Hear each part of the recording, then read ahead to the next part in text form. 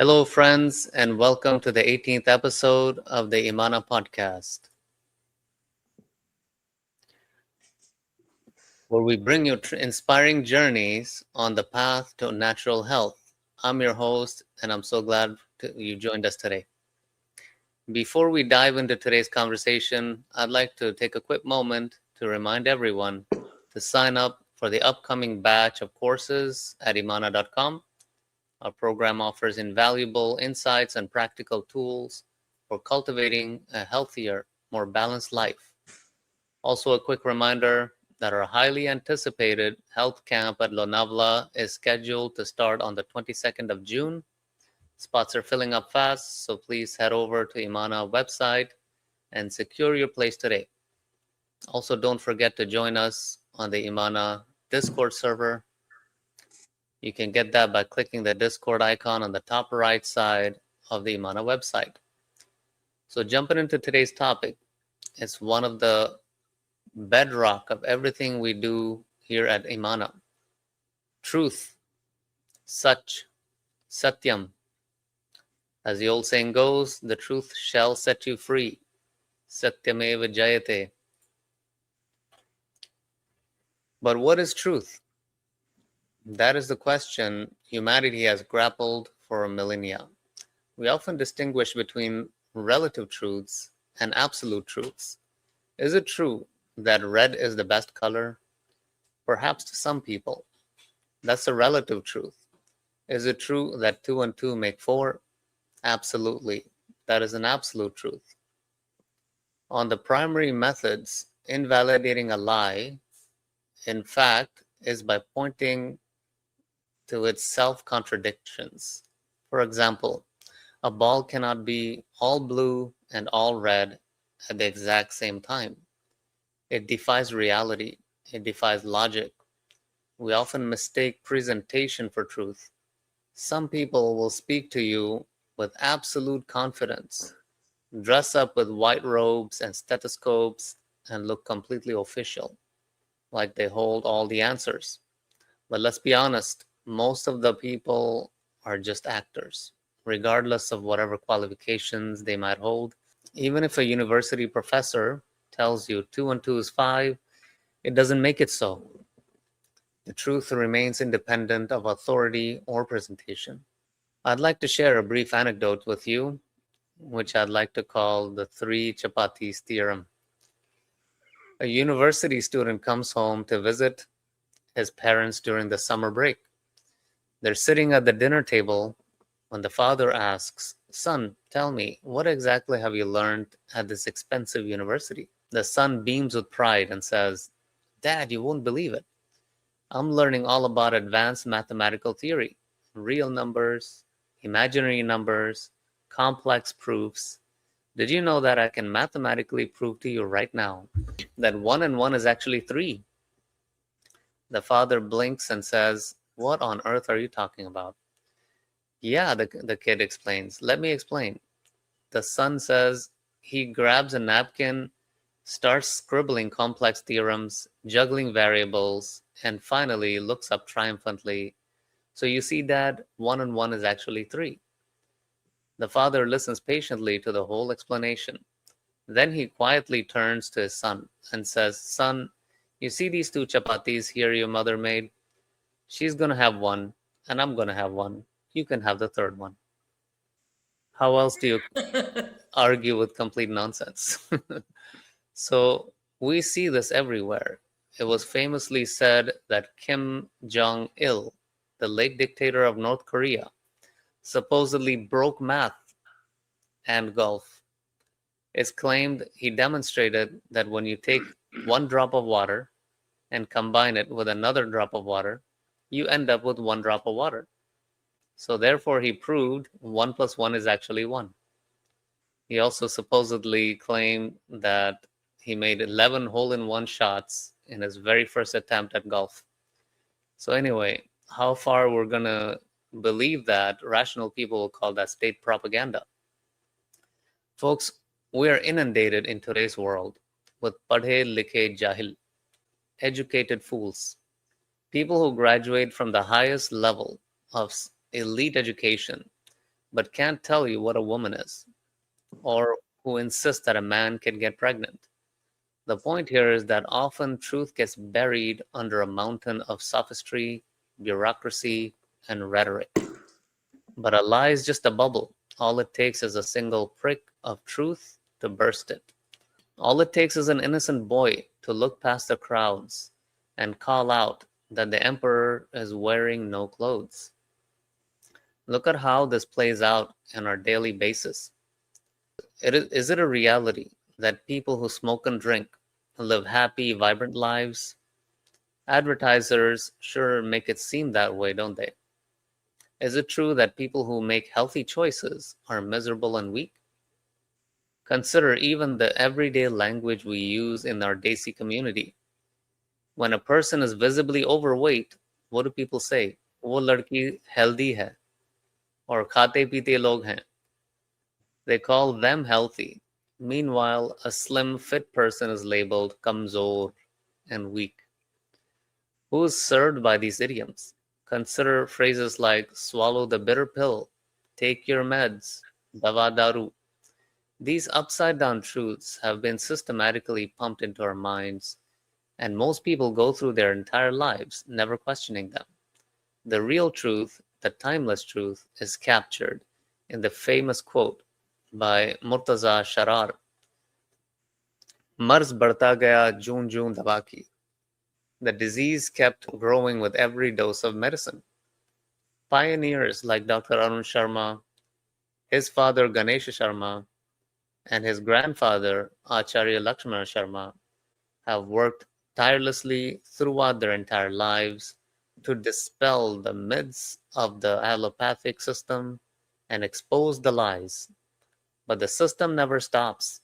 It keeps spinning newer, more innovative ways to fool the public, dress up the unnatural, and hide the absolute truth. In today's episode, we're going to strip away the rhetoric, pop the bubbles, and get back to the absolute, unshakable truths of natural health science. So let's start by hearing Guruji's thoughts on this topic of truth. Then we'll dive into the conversation with our incredible guests who each embody the pursuit of truth in their unique ways. Sharmaji? Om Ekam Nityam Akhilamukh.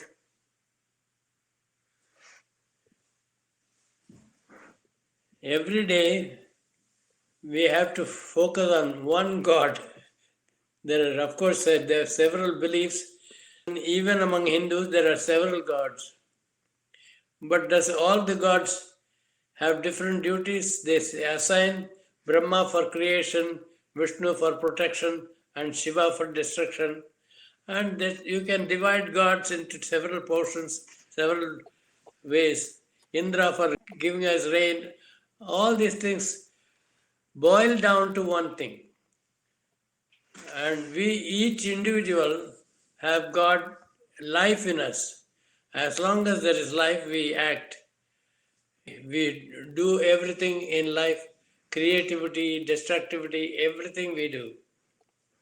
And we cannot say that Shiva in you has destroyed this and Brahma in you has created this.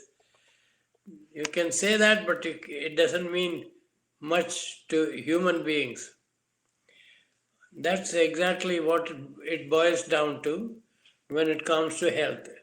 In health, healthy lifestyle, there is creativity, there is maintenance, and there is destruction. When we eat food that are congenial to body chemistry, it doesn't create much disturbance, and it adds to nutrition, and it adds to create new healthy cells. When we don't eat food at all, do we create new cells? Yes, we do. That's what we don't know. Because there are foods which are available even in the air, ether, sunlight. They're all food. They contribute to create new, healthier cells. When you don't add the earth element too much, all that we eat and drink in this world is earth element.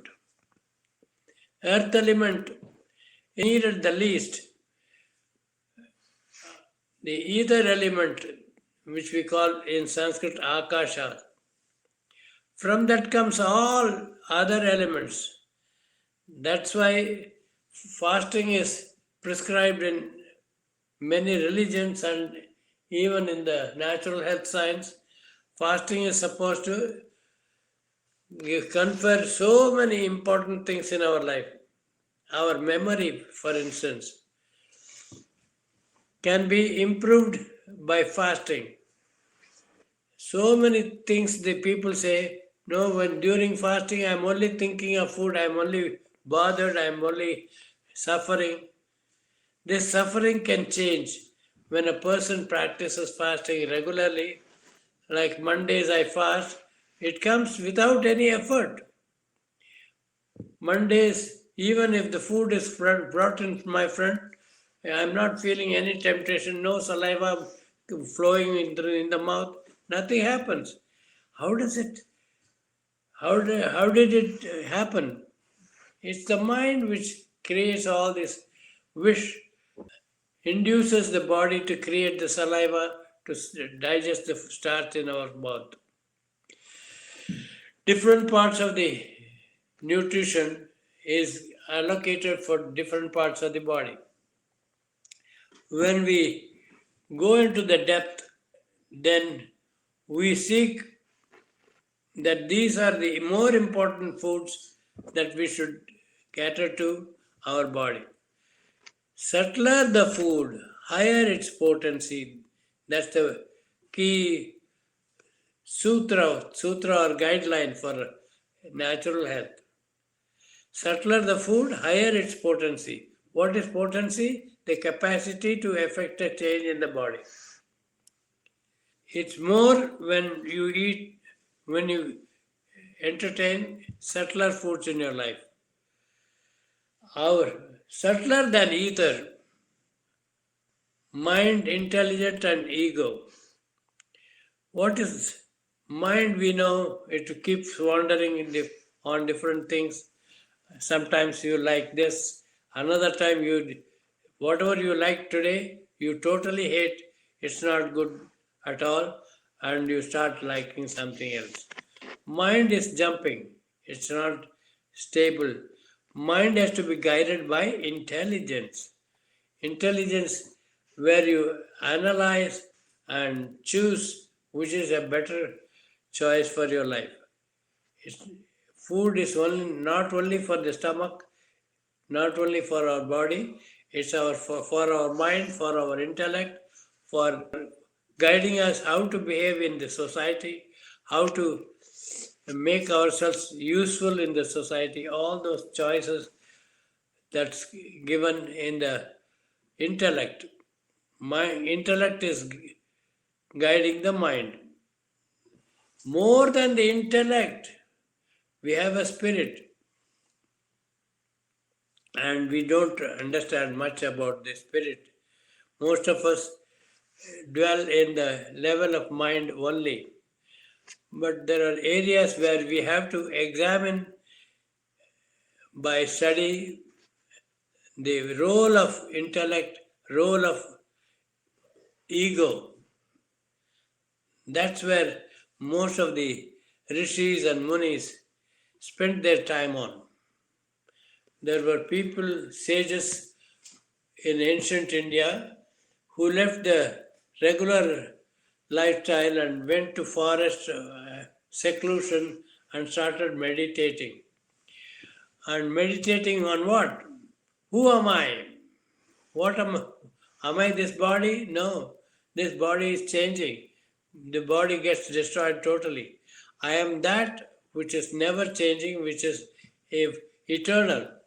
Those truths were found by these people who meditated for long. Without meditating, doing anything, any trouble, we just receive those knowledge. But what happens? This guru says something, this guru says something. So we are confused between the two teachings. But it boils down that all the teachings are the same. That intelligence to accept everything and go into the underlying meaning, that comes by practice. By practice of eating natural and healthy foods. When we say healthy food, we have to categorize them. Healthier and even healthiest food. When you go to the healthiest food, you will find more subtle foods and less gross food. This is a big joke. If a person wants to be a wrestler, building body like a big man, he eats too much protein for starch and all that, builds up his body to be a bigger one. But there was a competition, wrestling match between two persons. This person did not eat all the other person was eating. The other person was preparing for match by eating too much food and building up his body as a big one. But this person concentrated on exercise, breathing, holding the breath after exhaling. Those things he practiced. And who won? The person who practiced on holding the breath after exhaling, he won the match. How did he? Even though he was put down, he sprang up and stood up very quickly. All these capacities to hit the other person. Purpose in a wrestling match is to put the other person down. But in the human life, our match is to raise the person who is down, make him raise up. That is the match. So this person who put down the other person did not destroy him, but made him understand that he can also win a race without having to take too much protein, fat and all that. The essence of all the teachings in the Vedic scriptures and natural health science is subtler the food, higher its potency. We have to repeat this mantra. Subtler the food, higher its potency. Subtle food does not mean no food. The order of creation tells us which is subtler, which is more important for us. We know ether, air, sunlight, water, and earth. Earth is the last but least important. That we give most importance. We have to eat more protein, more starch, more carbohydrates, and all kinds of things. We confuse ourselves.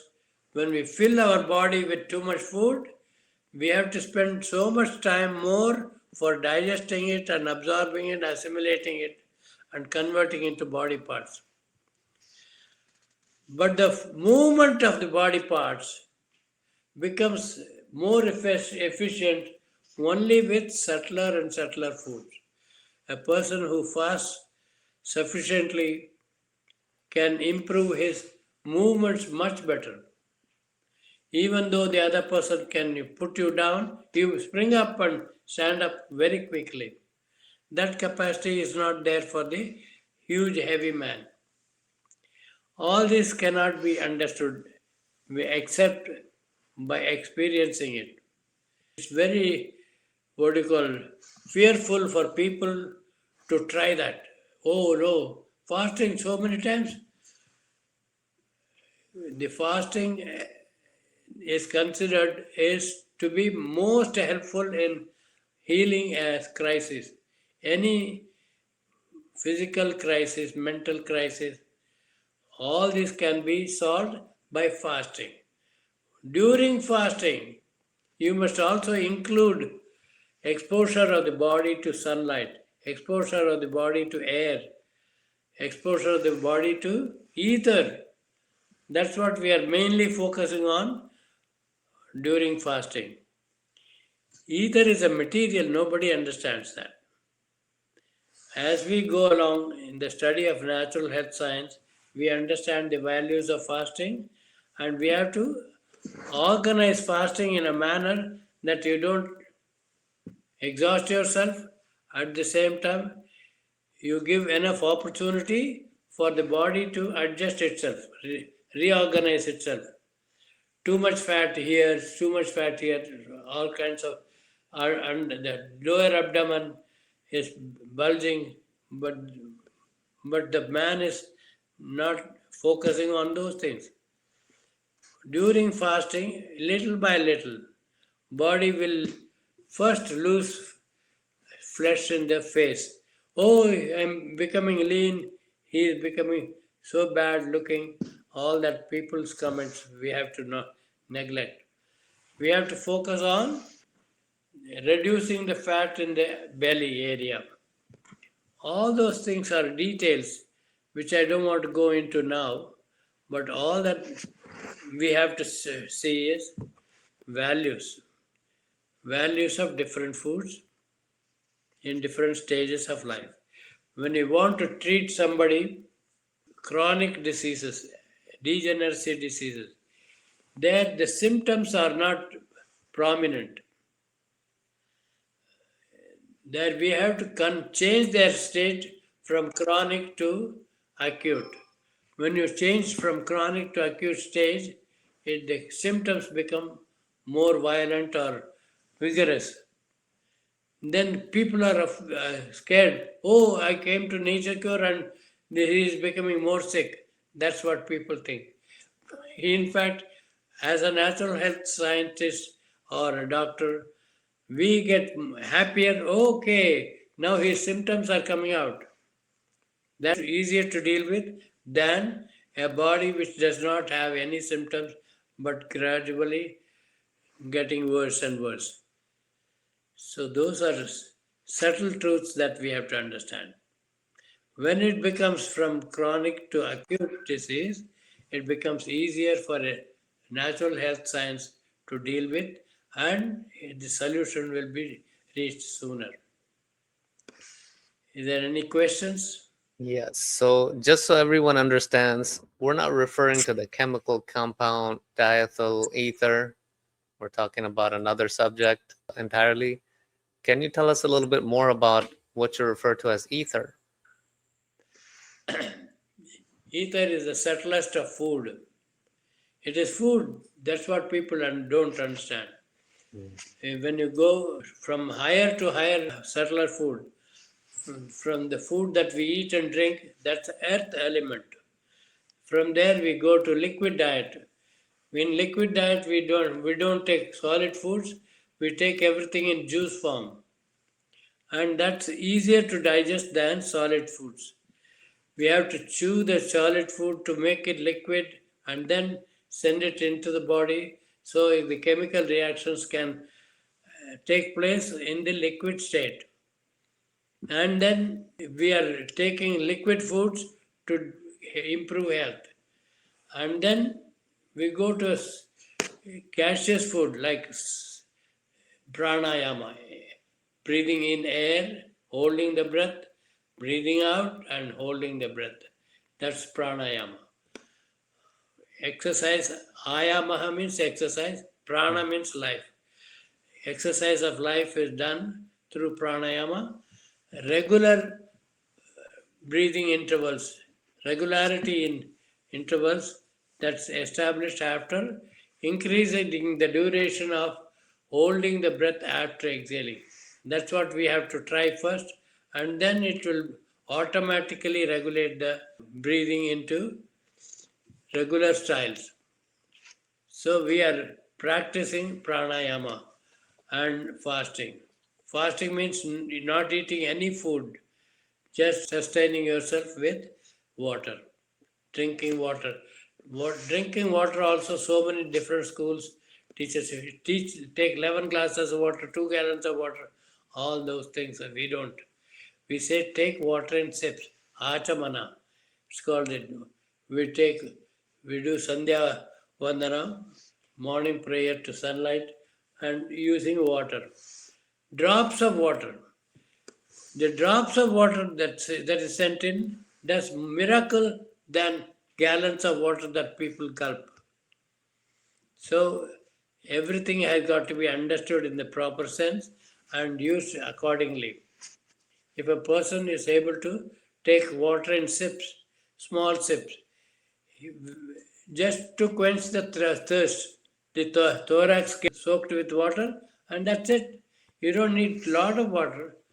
That little water sent in drop by drop does wonders than gallons of water people try to gulp to heal. So there is water, and then breathing is subtler than water, air. Breathing in, expanding the lungs. When we breathe in and hold the breath, all the nerves, arteries, they all get filled with air and hold the air for some time. Breathe in and hold the air. Expand the chest. And breathe out and hold the air outside. When we breathe out and hold the breath, that plays a very important role. There is a vacuum inside, almost vacuum. You cannot create total vacuum. It will be almost vacuum inside the lungs. And that's the time we are actually increasing the capacity to absorb oxygen and other things when we breathe in. Before we breathe in, we hold the breath after exhaling. That creates the demand for oxygen, absorption of oxygen. Create the demand and then breathe in. When you breathe in now, and the oxygen will be absorbed even much better than before. As usual, your absorption is good, but when you breathe out and hold the breath and practice to increase the duration, little by little you will increase the capacity of absorbing oxygen. It's not only oxygen, hydrogen, and so many other important things needed by the body, it can be absorbed better. By only making the body suffer without it, then you can increase the capacity. Then, when you have practiced breathing, then you go to the next step of taking food in liquid form. Of course, there are higher steps than breathing, which you practice by holding the breath outside for a longer time. And little by little, there are other agencies, ether and everything comes to play. When you breathed out and holding the breath, ether plays its role inside the body. What is ether? Ether is not a material, that's what people think. There are materials, 3 more materials more than the ether, which plays a very important role in our body. And so many people are wondering, with so much education, how do people act stupid? A person has done doctorate in certain subjects, and still he is acting very silly. And how does it happen? Because he is not given enough opportunity for the thoughts to process itself. Those are subtler things which we cannot teach, we cannot learn by somebody teaching. It's a question of subjecting the body to nothingness, that the body finds opportunities to grab an information and hold it in the brain. These are too much matters for too much depth. It needs more time to go into detail. Right now, I will only leave it at that. Great. Thank you, Guruji, for sharing the wonderful truths of natural health science with us and the explanation of the Akasha Tattva. I'd like to introduce our first guest, Neha Arora, who is a former software engineer with nearly 8 years of corporate experience and is now passionate health advocate for natural healing and holistic living. So welcome to the IMANAH Podcast, Neha ji. Well, thank you. Thank you so much, Abdullah ji. Thank you so much, Guruji. So nice to see you. Neha ji, here at the IMANAH Podcast, we like to feature prominent personalities in natural health and learn about their health journey. Could you tell us a little bit about your background? Yes, Abdullah ji. So my background, I One second. Let me just clarify. My name is Omar, and Abdullah is my son. okay, okay. Just I'm so sorry. Yes. no, no problem. Please continue. Yes, Samarji. So, background, I come, so as I said, I'm a former software engineer. So, my profession, I worked in IT corporate company for almost 8 years. So, if I go back, I was born in a small city, in a very small city in Haryana. I studied engineering and we moved to different places when I was growing up. And for the last 20 years, I have been in Bangalore. In Bangalore for almost 20 years. I came here in 2007 for my first job and I worked in IT corporate setup for almost 7 to 8 years before having my daughter. And after I became a mother, I took a break from my IT job. And at that time, I was myself struggling with a lot of health issues, like any other IT corporate person, because it's a sitting work whole day and a lot of stress. So I was also going through my own share of health issues at that time. And 2015 is the time when I got my daughter. And when she came into my life, I became extra bit more aware about my health and her health, our family's health. And that was the time when I started wondering. I was questioning that how can we be more healthy. And when I was seeing, when I have had a background of a lot of health issues when I was growing up, I was struggling with PCOD and chronic health issues that comes along with this problem. And yeah, when I became a mother, I was seeing that my young child was also struggling with certain things like constipation. And then when she was very young, she was told that she had adenoids and she may have to go in for a surgery to remove the adenoids. I was quite worried, and as a mother, I wanted her good health, and that made me more aware about health. And I was wondering, where am I going wrong, what am I doing wrong. I was into a practice where I would eat healthy meals cooked at home. I wasn't someone who would eat a lot of outside packaged foods, but yet I was having my own share of health issues. Then, in pursuit of finding what is the answer, I came across a lot of good mentors. And first step was yoga. I tried yoga. I did a yoga therapy training and postgraduate diploma. And in that yoga course which I was pursuing, I came across naturopathy, Ayurveda, and other subjects in my course.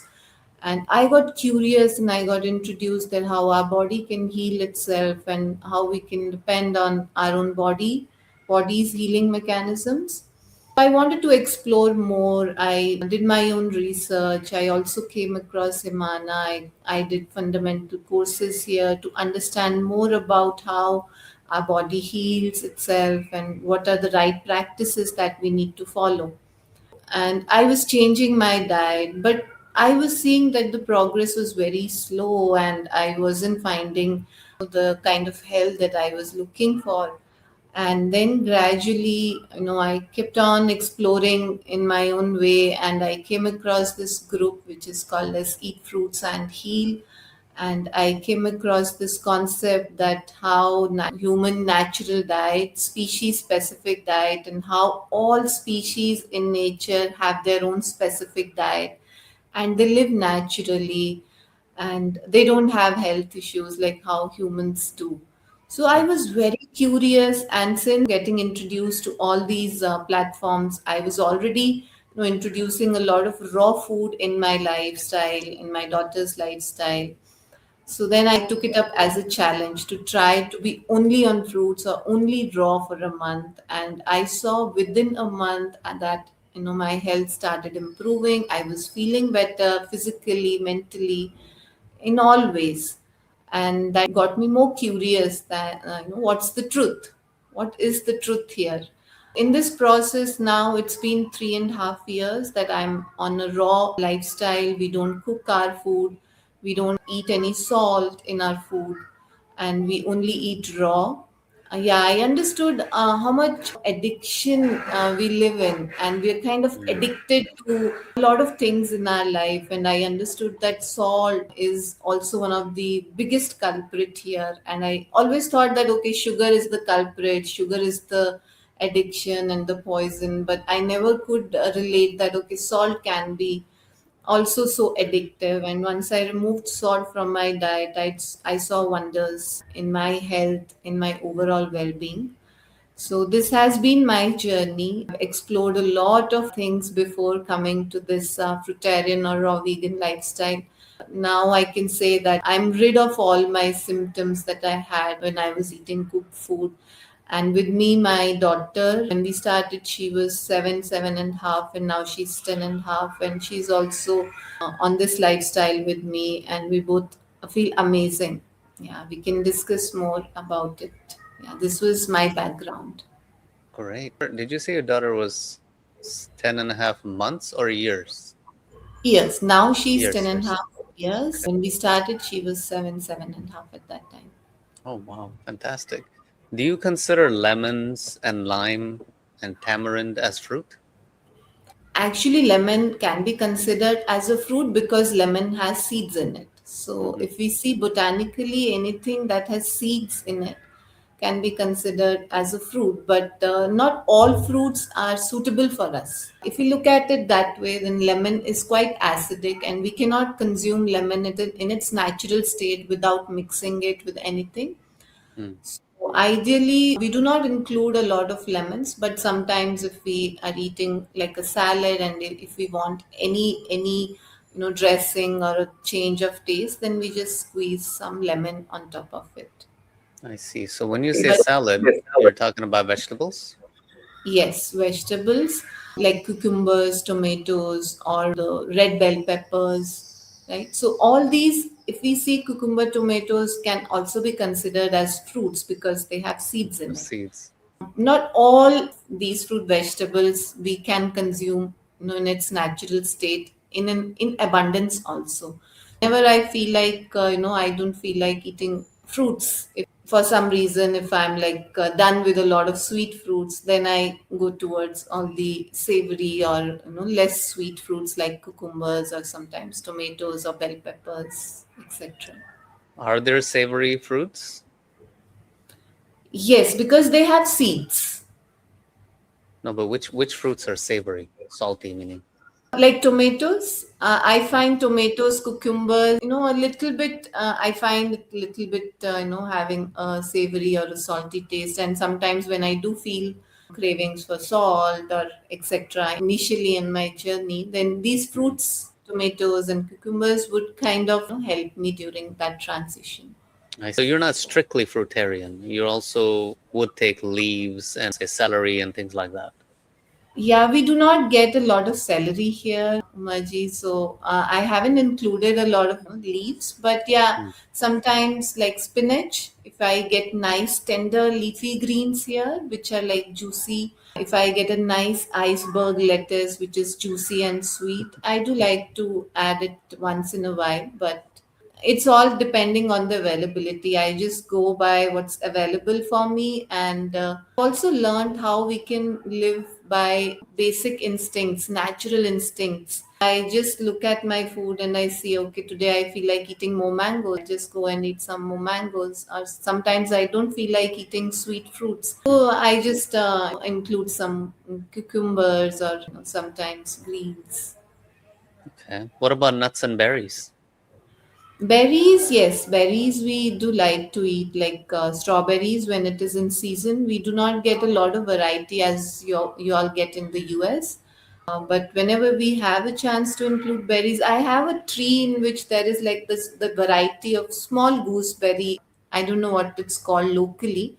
So I like to go there from the tree and pluck it, small tiny gooseberries, and I like to eat it sometimes, just Are as it they is. like are they star variety, the star gooseberries, or is it like full Yes, amla, the round amlas? not the big amla. It's like very tiny, tiny, small amlas. I I'm see. forgetting the local name, what it is called.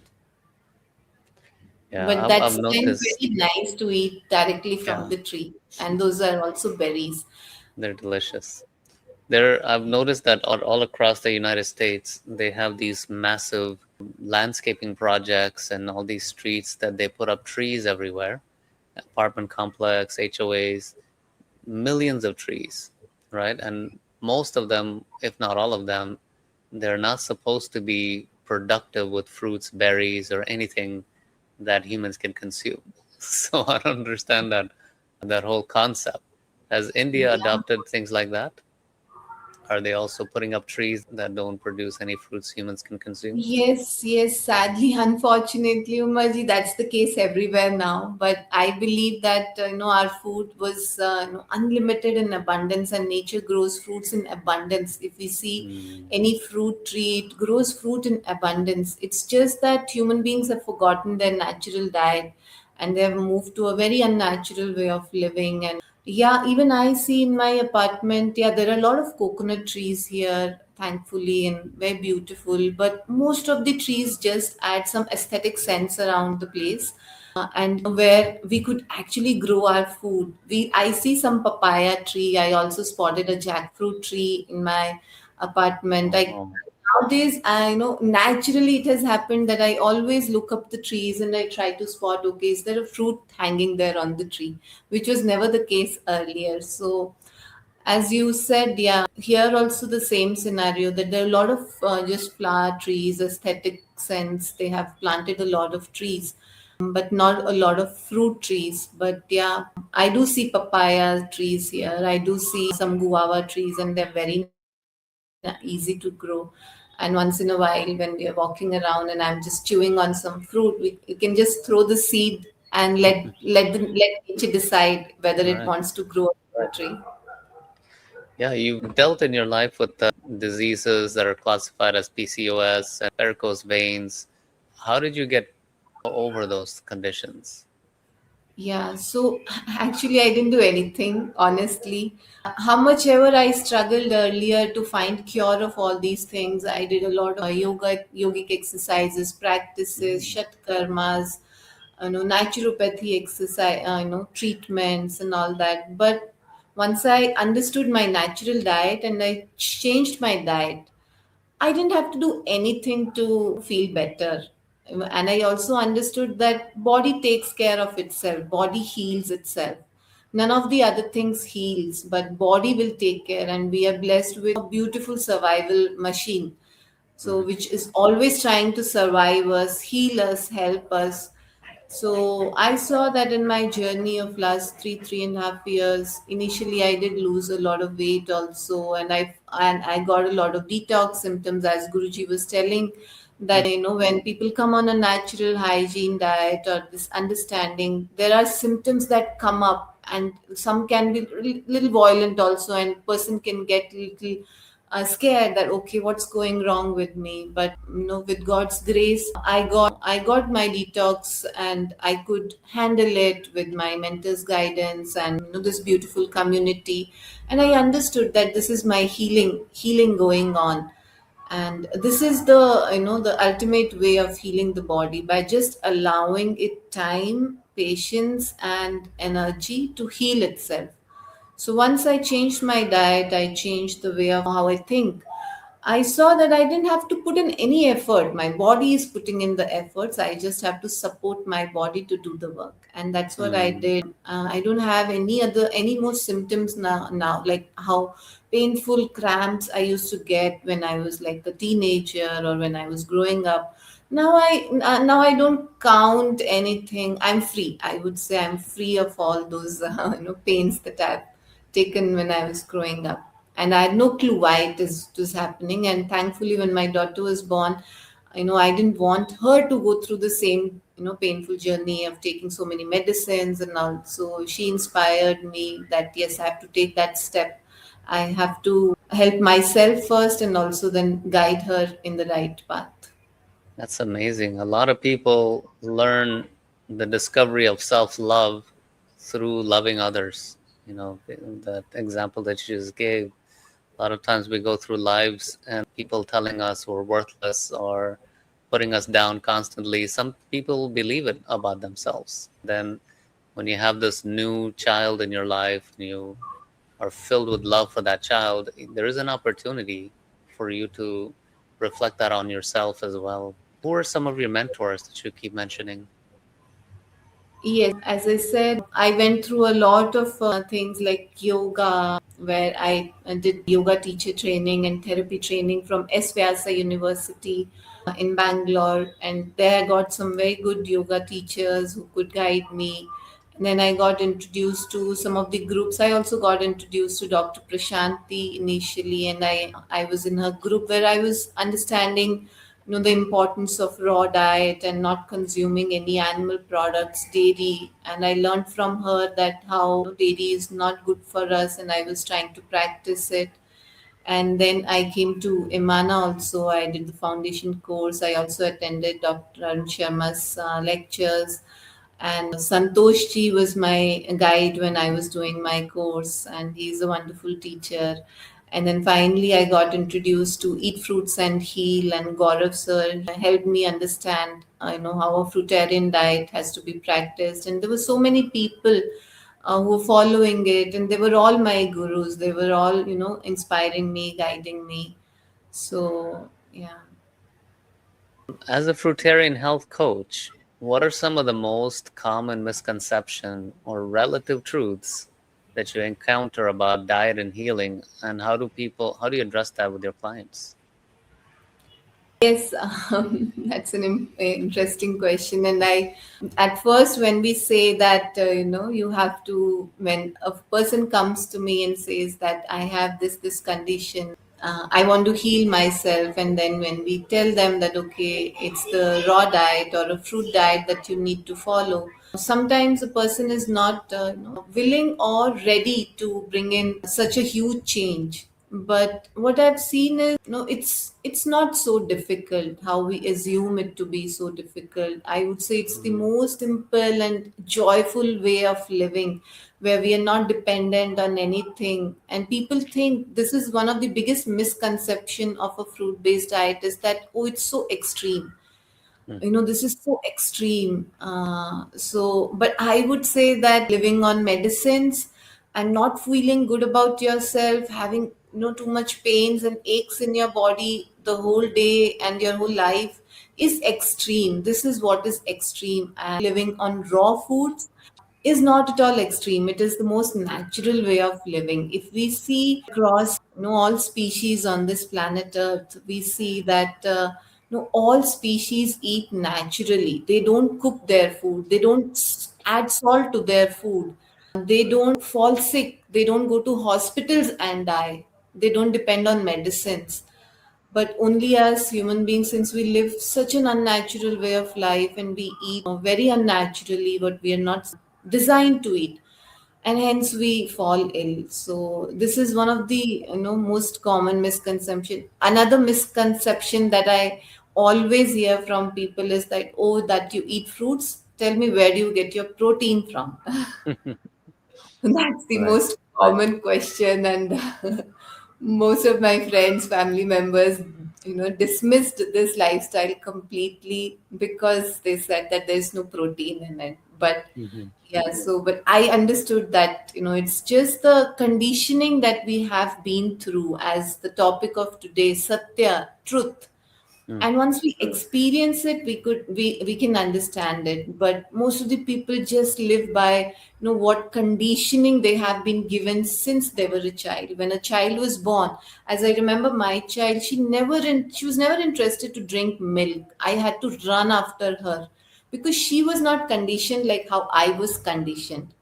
And also salt. I saw that my daughter was never interested to eat anything with salt. She would only eat rice. When I would give her cooked food, she would eat the unsalted rice or unsalted chapati.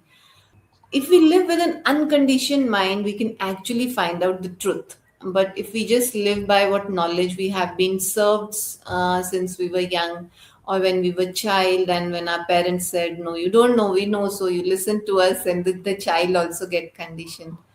So a lot of things like this. The first, as I said, was that it is too extreme. It should not be done, and you will get severe problems if you do it long term.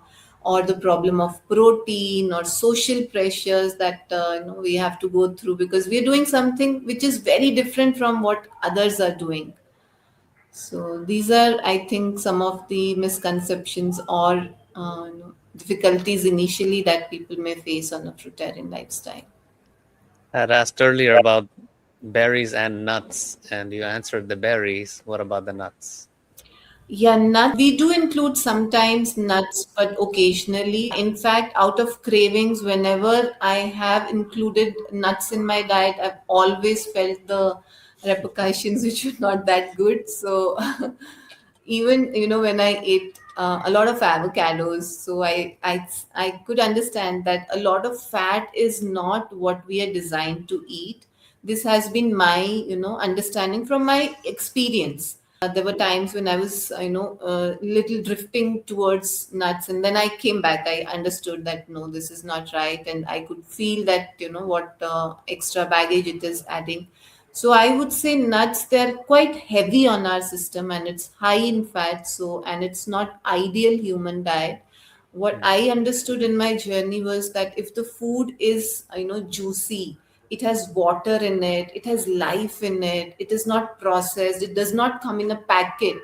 That's the best food that a human can include. And most of the nuts are, quite heavily processed. Some of the easier nuts is like water chestnuts. Water mm, chestnut is still like it comes in season, and yeah, it has some water. Coconuts, when it is like tender coconut meat, is still fine, but the heavy coconut, whenever we include that, we feel that it gets little heavy. When we eat like juicy fruits which has water in it, life in it, and which comes directly from a plant, so that's the best. So I try to minimize my nuts, and I also advise to my clients who come with a healing issue, people who are mm. healing from thyroid, obesity, or whatever health issues. I always tell them to not to include too much fat in their diet because we have been eating so much of fat. We have taken so much of oils and everything. So I tell them, okay, why don't you go fat free for some time and see how your body feels like. Mm. So you basically recommend interventions which are non-harmful, no side effects. There's no harm in trying them out. Yes, no harm. Yeah, at least we can, minimize the external treatments, what we go through when we are on a natural diet. And I Mm. myself I have experienced, tremendous healing, not just physically, but also on a mental, emotional level. So I always tell people, why don't you try it for some time and see? And then decide, okay, whether you're able to sustain on it, or what is the best way to sustain on it, how we can minimize our addictions and cooked foods and processed foods and come to a more natural way of living. So who's the oldest fruitarian you know that's lived the longest as a fruitarian? Hmm. I know Dr. Douglas Graham. He is around 72 and he's very fit. He does a lot of, he lifts a lot of weight, and he's a fruitarian. He's also the author of 80-10-10 book. And How old is he? yeah, he is 72 or 75, in his Mm. 70s. He's and also I know I'm maybe forgetting the names. I can recall another person. He's also in his 70s. He's also fruitarian, but he also takes like green juices and everything, but only raw. Maybe I have to like go back and find his name. So you can answer the question of protein in the fact that spinach has protein. If you were to remove Yes. the water out of spinach, it has more protein than soybean per weight. Mm. So if you eat the same quantity in weight as soybean and spinach without the water content, then the spinach actually has more protein. Yes. So, yeah. Indeed, everything that we eat has protein in it, and we don't need protein, we need amino acids. And if we see None of the people whom I have encountered, I've never seen a person with protein deficiency, but I have seen so many people with excess of protein, and they have kidney issues, they have uric acid issues. They have so many issues because they are eating non-vegetarian, they're eating so much of protein.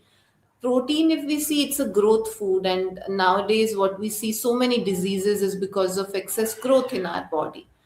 So I always advise people that we don't need a lot of protein. It's the myth that we have been told by the meat industry and the dairy industry, Mm, because they wanted to sell their products, and that's why they said that we need this much grams of protein. If we see in a human baby, when infant, when the child is born, and they breastfeed from the mother's milk contains very limited, amount of protein, just 1 to 2%, mm, and that's what a child who is growing needs. But we as adults, we depend too much because we are conditioned in that manner. mm. So, on dealing with the cravings and temptations, do you sometimes think breaking the rules just this one time won't kill me, or are you a principled fruitarian? Yeah, yes. If I tell you honestly, I was a little scared initially. So I used to think, no, if I break it once, because I knew my pattern. If Mm, I will eat anything, in abundance. I can't eat like, okay, just one or two, morsels or a little bit. So if I want to eat, I will, satiate myself and eat. So yeah, initially I was a little skeptical that whether if I break it once, then whether will I be able to go back. And the beauty was that when I got introduced to it and I started sharing my journey with others, I started helping people, I started answering their questions, and I was telling them about salt cravings and all that. So when I was constantly speaking it out, that helped me. That came back to me when I was telling no, salt is like a slow poison, and you can, it's very addictive. That's what helped me when I was sharing my journey. I was telling people to eat fruits, so I would naturally be eating fruits. But yeah, once in a while, it never harms, because we live in such a setting. We live in a society where we have our relationships and all. a So lot of I social think, pressures. Mm, yeah, social pressure. So I feel that this journey should not have any stress on us, but it should be more enjoyable. You should enjoy it. If you enjoy it, then it's for you. But if there's pressure that, oh, if I eat it, then what will happen? Then, what will others say and all that? So then it, destroys our joy. So I would say to each individual, it works differently. that's fantastic. So, I also understand that you have Instagram channel, or what do they call that account? Yes, so my Instagram handle is Fruit with Neha, and my YouTube channel is Your Fruitarian Community, where I have done on my YouTube a lot of live sessions where we discuss Q&A or some informative topics about fruitarian lifestyle. I see. I'll just put that one also on that. Your fruitarian community. That's the one. Yes. Fantastic. Now, I'd like to thank you very much for coming on our show and sharing your wonderful experience. Thank And you so much for having me. I'm so privileged to be talking to you and sharing my journey with everyone. thank you. And I'd like to bring on the stage our next guest, Vartika Sinha, who's a remarkable journey, truly embodies the belief that life needs not be confined to a single path.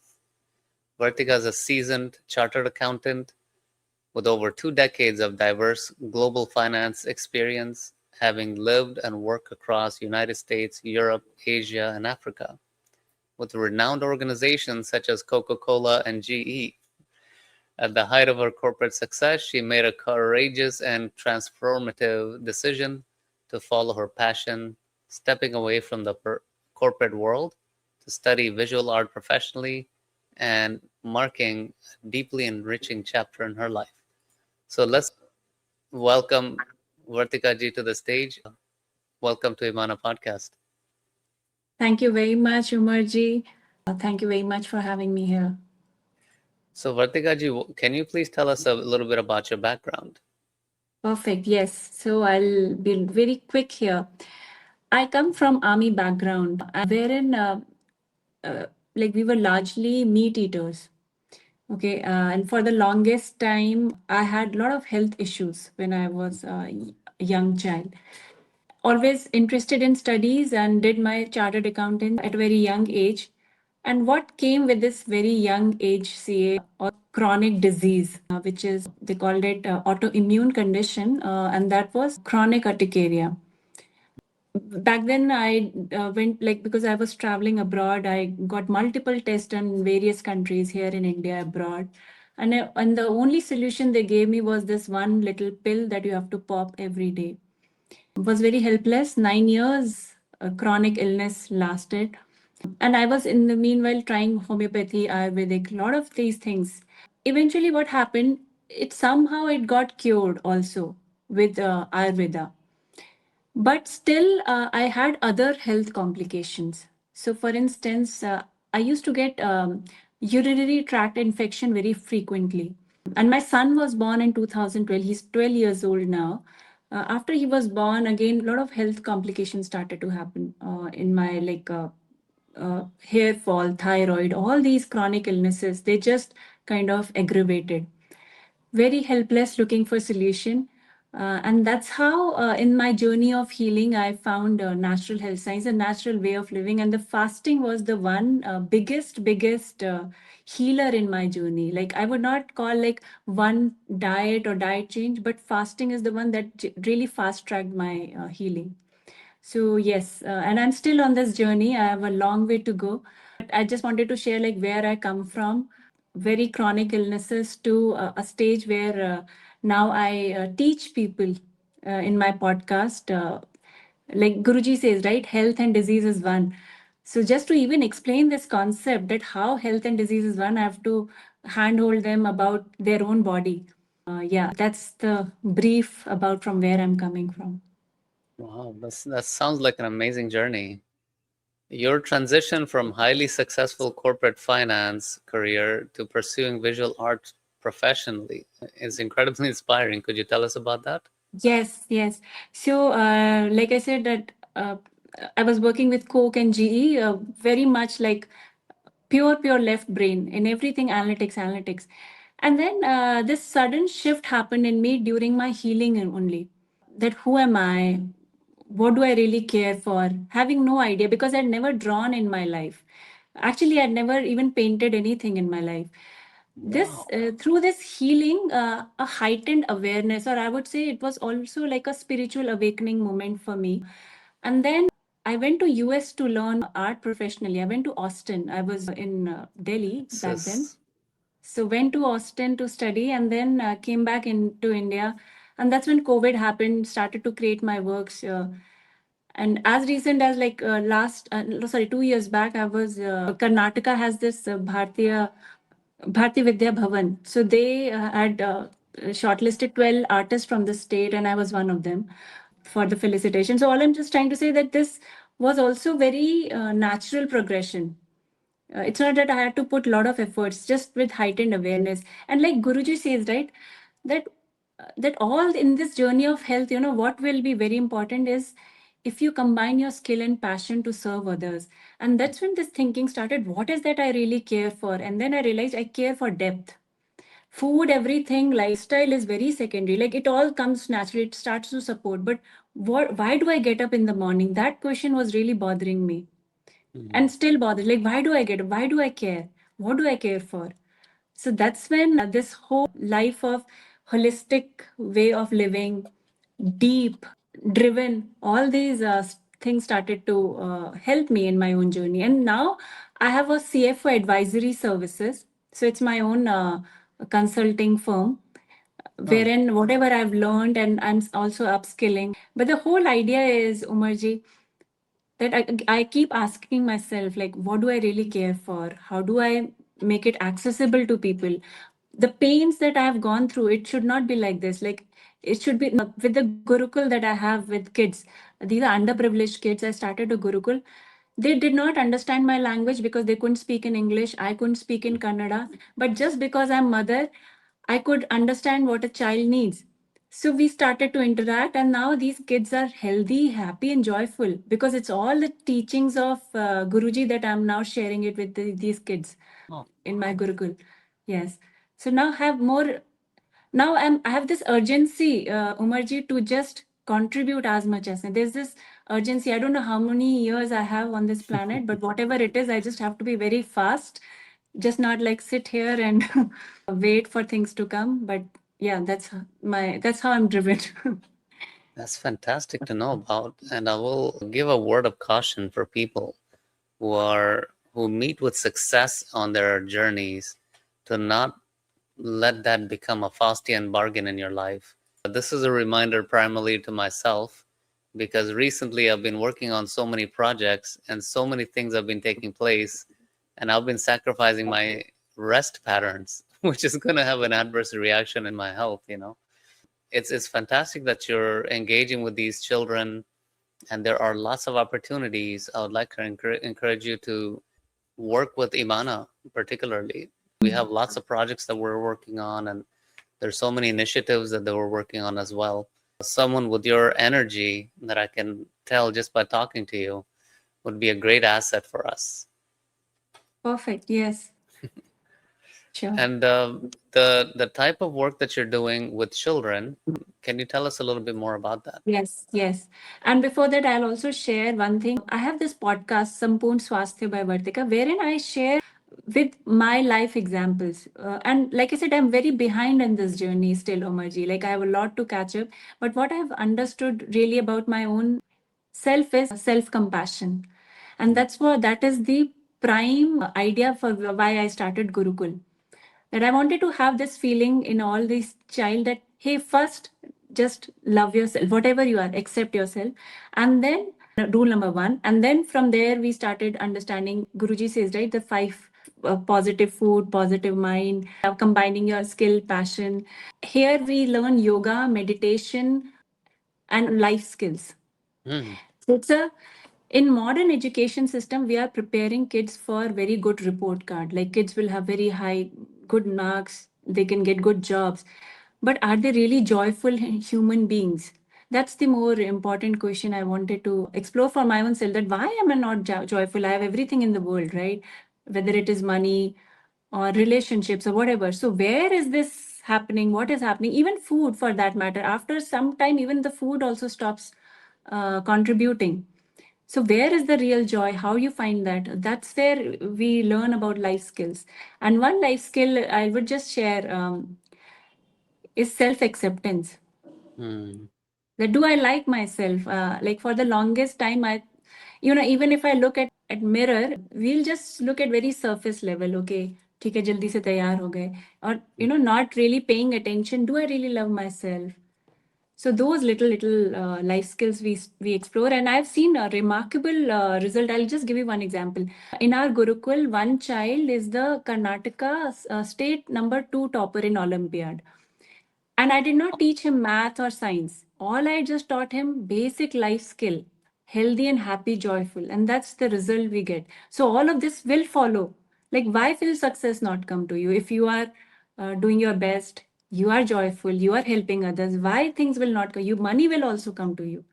That's true. In fact, make a lot of money to help others. Very good point. And I have also noticed that when I used to focus on performance with little children, push them to do this and that, the results are not as good as when you focus on just being a good human being, helping. Even when my son Abdullah, when he was very young, I used to take him to different places where I would get him excited about doing service. And he turned out to be a very good kid. I have another kid also, Zakaria. He's also like focused on these types of activities where the innate goodness comes out. And that's the primary education that should be part of all children's learning. So we see a lot of parents pushing their kids into all sorts of programs. What you're talking about, I find that very inspiring. With your Swapuna Swasthya and your Spotify, do you do that in Hindi or do you have any English Hindi. programs? So this is Hindi. My idea was to reach out to the masses here in India. And in English, I have in my YouTube channel, I post on Instagram time to time, but not very frequently. Yeah, but I will try. But Hindi is where that's also my actually mother tongue, Omarji. I'm from Kanpur. So I see. that's what I'm also very comfortable. That's where I think in Hindi, and that's where, because I'm also a storyteller, right? With visual arts, I tell a lot of stories. And what I've realized with kids also, even with adults, the stories play a significant role in the journey of healing. And this has been my learning when I was in Coke. And that too, I had a very tough job in the sense this involved forensic investigations, audits, dealing with tough people, investigating. So stories used to really help in kind of getting them on the same page. You know what I mean? Yeah. Yeah, So yeah, yeah. From Kanpur, you would, so you don't say, मैं बाजार जाऊंगी, you say, हम बाजार जाएंगे. yes, हम सब साथ चलेंगे. मैंने that's true. So, in a world filled with conflicts or conflicting health advice and relative truths, how do you personally identify and adhere to the absolute truth in your journey of wellness in your work? Right. Truth speaks for its own self. So what I mean, you don't even have to say that this is truth. So for instance, COVID vaccination thing started, right? Everybody took vaccination. And in fact, my own very close family members, they were ridiculing me for not taking vaccination. But 3, 4 years down the line, they are also seeing what is happening. So now there is something that I don't have to say. They see it, but then they also don't want to accept or admit it. The only thing is that the path of truth is very difficult, and only the courageous one, or I would say not even the courageous, even if you have little sankalpa or intention to tread this path, Hmm. it will be there. It's just that somehow you have to find your sangha or people who can handhold or who can just walk with you. That's all. Because there will always be those forces who will not be abiding to what you say. There, in fact, even at work also. Like today, there's a lot of talk about like will AI take people's job and all of this is.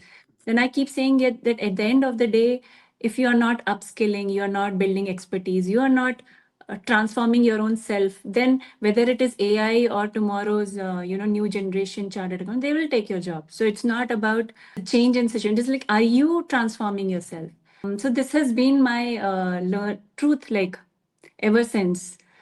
I'll be very candid with you. I'm not 100% into following anything actually. Mhm. Why I'm saying that? Because even if you have a lot of insights or education about like what is good for you, what is good for your body, all of that, but there comes a point when the old impression of foods, right, the let's say what the taste, all of this start to play. And if you don't have if you're not truthful to yourself, then you can succumb to all this. And I've noticed with myself that there was a time when I really wanted to be, "Nahi, I'm very healthy, I'm going to eat only healthy," and then it started to create stress in me. Then the whole point I was losing. So this is how very slowly I've become very compassionate. But the thing Guruji said once in his camp, he said कि देखो तुम बीमार पड़ोगे ना, only you are going to suffer and you will have to take care of body. So that is like a very simple statement, but it acts as a reminder, in my head. कि at the end of the day, who is living in this body? I am, right? So whether people are saying, "अरे तुम बहुत दुबली लगती हो, कमजोर दिखती हो," my relative says that your cheeks used to be very plump earlier. I said, "No, I'm very healthy. I do That's 10 right. projects." So they're like, actually, I have 10 projects on my hand, like including volunteering work, my personal work. So I said, that energy I can do only with this heightened awareness, and that has come from this lifestyle. That is the truth. Like they see those 10 projects working. So from where this energy is coming? Yeah. I'm also like involved in about a dozen projects, and your background as a CPA and finance, I've got some particular projects, especially when you mentioned about the AI taking jobs and things like that. The reality or the truth is the fact that when you have people, you have jobs. As long as that is going to maintain itself, that's always going to be the reality. So the whole concept of you being valued for your labor in terms of currency and things like that, we built the system. We can rebuild it to suit us with a changing environment. So there's a project that I'm working on along those lines as well, and I'll be very Wow. happy to have you on board in those kinds of projects. Sure. That would be great. Yes, we should definitely connect, Omarji, on this. Fantastic. Is there anything else you'd let everyone know? Yes, I would say whether it is health or personal life or the quest of knowing yourself, it's a journey. And in this journey, what is very important is self-compassion. This is something I feel I've learned it the hard way. So no education, no teaching, even with experts like Guruji, like I always look up to him. But at the same time, I know that if I'm very compassionate towards myself, maybe one day I can follow this path properly. But till then, have compassion, just be joyful. Till your last breath, be valuable. Fantastic. Thank you so much, Vartika ji, for coming and sharing your And experience. just sorry, one more thing. I have my, you can also share my link for Sampoorn Swasthya by Vartika on the I Spotify. did. And I did. I put mm, that on earlier as yes. well. And my Instagram is Sinha Vartika, and they can connect with me. And if anybody is keen to, collaborate with me in my Gurukul, which is in Bangalore, like really happy to have more and more people joining in. Did you say that's Instagram, the Sinha Vartika? Yes, Is that that's correct? correct. Yes, Fantastic.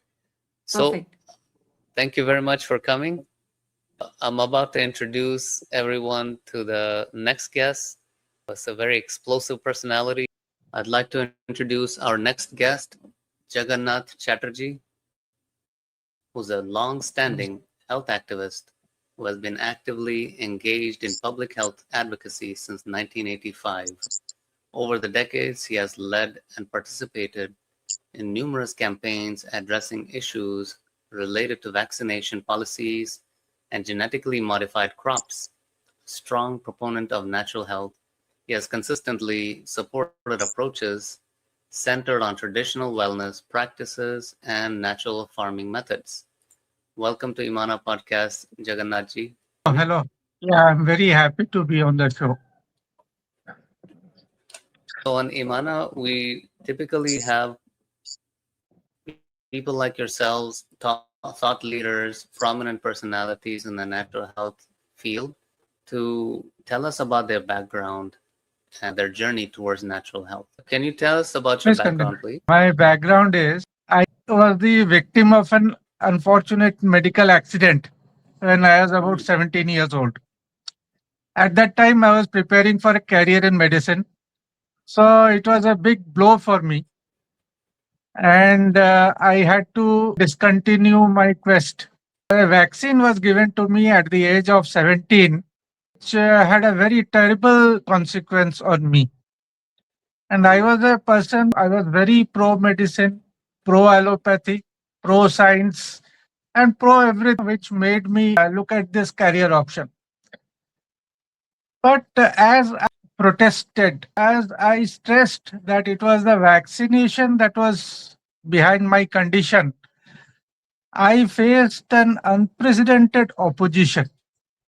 Despite me being in such a condition, despite seeing me helpless, this system became ferocious. That I had dared to suggest that a vaccine was the cause of my suffering. If that had not happened, I would not have suspected anything fishy. I would have thought, well, okay, all drugs have adverse reactions, and maybe this vaccine batch or that particular vaccine had something in it that caused my reaction. There was nothing wrong with vaccination per se. But this kind of opposition, where I was threatened, bullied, abused, there was even a suggestion that I would be admitted to a mental institution, that made me highly suspicious. But I was helpless at that time. It took me a long time to recover a bit and start studying about what really was happening. And I was very shocked to find that whoever I met, whichever medical library I visited, whichever book I took up, had nothing much about vaccines, despite it being so widely given. Hmm. So I was left wondering.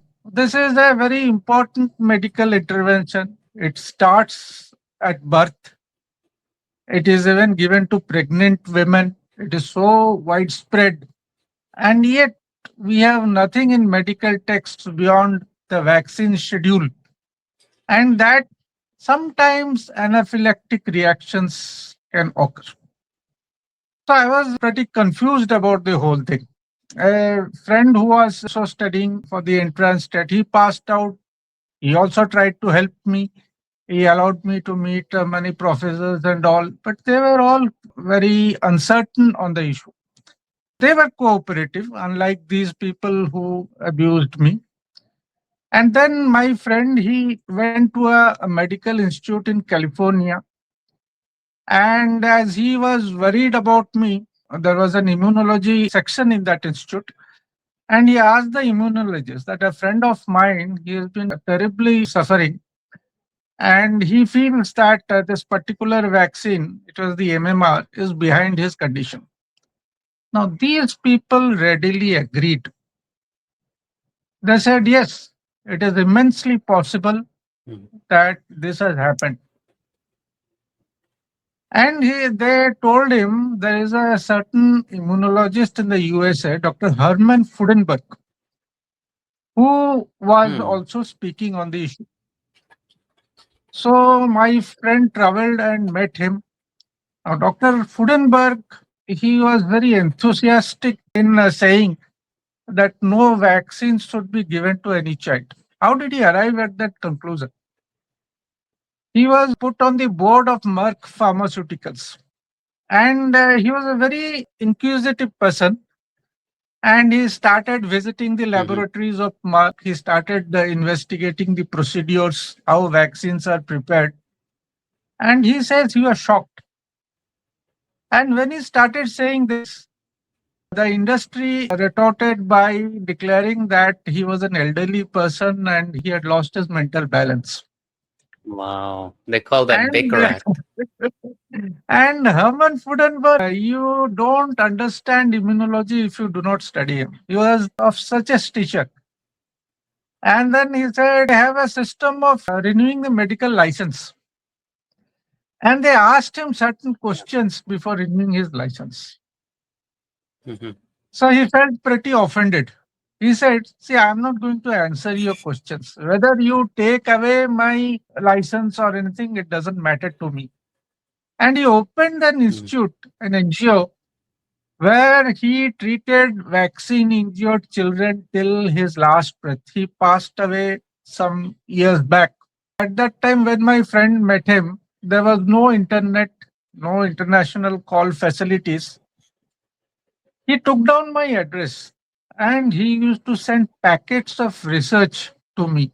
One day I suddenly found a packet delivered to me that was full of such papers, and I was very happy because till then I was in the dark about the whole thing. And the Mm. moment I went through those papers, I saw what were the ingredients, what was the research, what was the reaction in children, what the scientists who were protesting vaccines were talking about. It was a revelation to me. And this continued. And he used to send those packets. And he used to write in very bold letters. And he used to also write that when you write back, please write in very bold letters and big letters because my eyesight is very weak. Mm. And if I cannot read fine print. I used to write back, not hoping for any answer from him because he was a very busy person. But Just whatever he briefly, said, can I interrupt you? Is it Herman Fudenberg is Fudenberg? Is that correct? yeah. Fudenberg, Fudenberg. He is from the USA. And that set me on my path. I entered many medical forums because I started writing to the authorities. Mm. All the addresses I could find of institutes in India, I used to write to them and quote what Dr. Herman Fudenberg was saying. Mm. I gained friends, I gained enemies. People started calling me anti national. They said, see, you are an enemy of the people. You are a Wow. child killer because you are questioning vaccines. I didn't mind. I had already gone through all of that. So I knew that, well, this is expected. But then, yes, many of them started visiting me. They used to come there. I live in a place where there is a coastal town which is visited by many, both for religious and tourism purposes. It is very famous. So doctors who used to visit that place, they used to come over to me. Doctors who used to attend medical conferences in my town used to visit me. They, after studying my condition, they had no doubts that I was speaking the truth, that I was very badly damaged. And they said the symptoms in you, it points out to a certain condition called autism. And we find those children also severely injured in various aspects. And we thought it was a childhood disorder. But here you are a person, you are now 20, 21, or even more years old, and you exhibit those symptoms. It is very surprising for us. People will be very surprised to know that a very distinguished doctor of our country, Dr. Pushpa Mitra Bhargava, who was the director of the Institute of Cellular and Molecular Biology at Hyderabad, India, and he was on the on various vaccine producing and designing teams. He was actually not very supportive of vaccination, maybe because of what he came to know during such work. And he used to lead us. He was the one who used to educate us on various aspects of vaccines. So when we think that this whole medical world is now pro-vaccine, we are actually committing a mistake. Mm. There are many within this profession who have their own doubts, who even dare to speak out, they dare to write about it, but they know they have a limit. They try to fight with what can officially say or quote, but within their hearts, they silently pray that this thing, this intervention is seriously reviewed and it stops. This is my background. I have never stopped. All the vaccine campaigns in my country, I stand out in the crowd and oppose them with facts, figures, with logic. But it is a very tough task. The doctors understand, but the people are so fascinated by this system called science. It is not very easy to get through to them. Yeah, that's true. The kind of initial pushback you received reminds me of the Shakespearean quote, "Thou doth protest too much." Truth doesn't really require such extreme measures to keep it afloat. So your Yes, personal vaccine injury led you towards the path of research and discovery. yes. What were some of the symptoms, and how did you conclusively determine without doubt that vaccines were the cause of your condition and not any other Yeah. factor? I started suffering from the very One night the second. vaccine. Just for the censorship people, I'd like to say we're not giving any medical advice here, and we're not promoting anything that goes against the conventions. We're just having a discussion. That's it. Yeah, we have to Please. go through that as well. We have to do that. I mean, unfortunately, Yes, this is the world we live in unfortunately. today. Unfortunately, yes. The adverse reaction started from the very night the shot was given to me. Mhm. And by the next morning, I knew that things were terribly wrong with me. I have written about my experience in a medical bulletin. Hmm. And, uh, things deteriorated very fast. And I was a complete wreck at both physical and mental levels.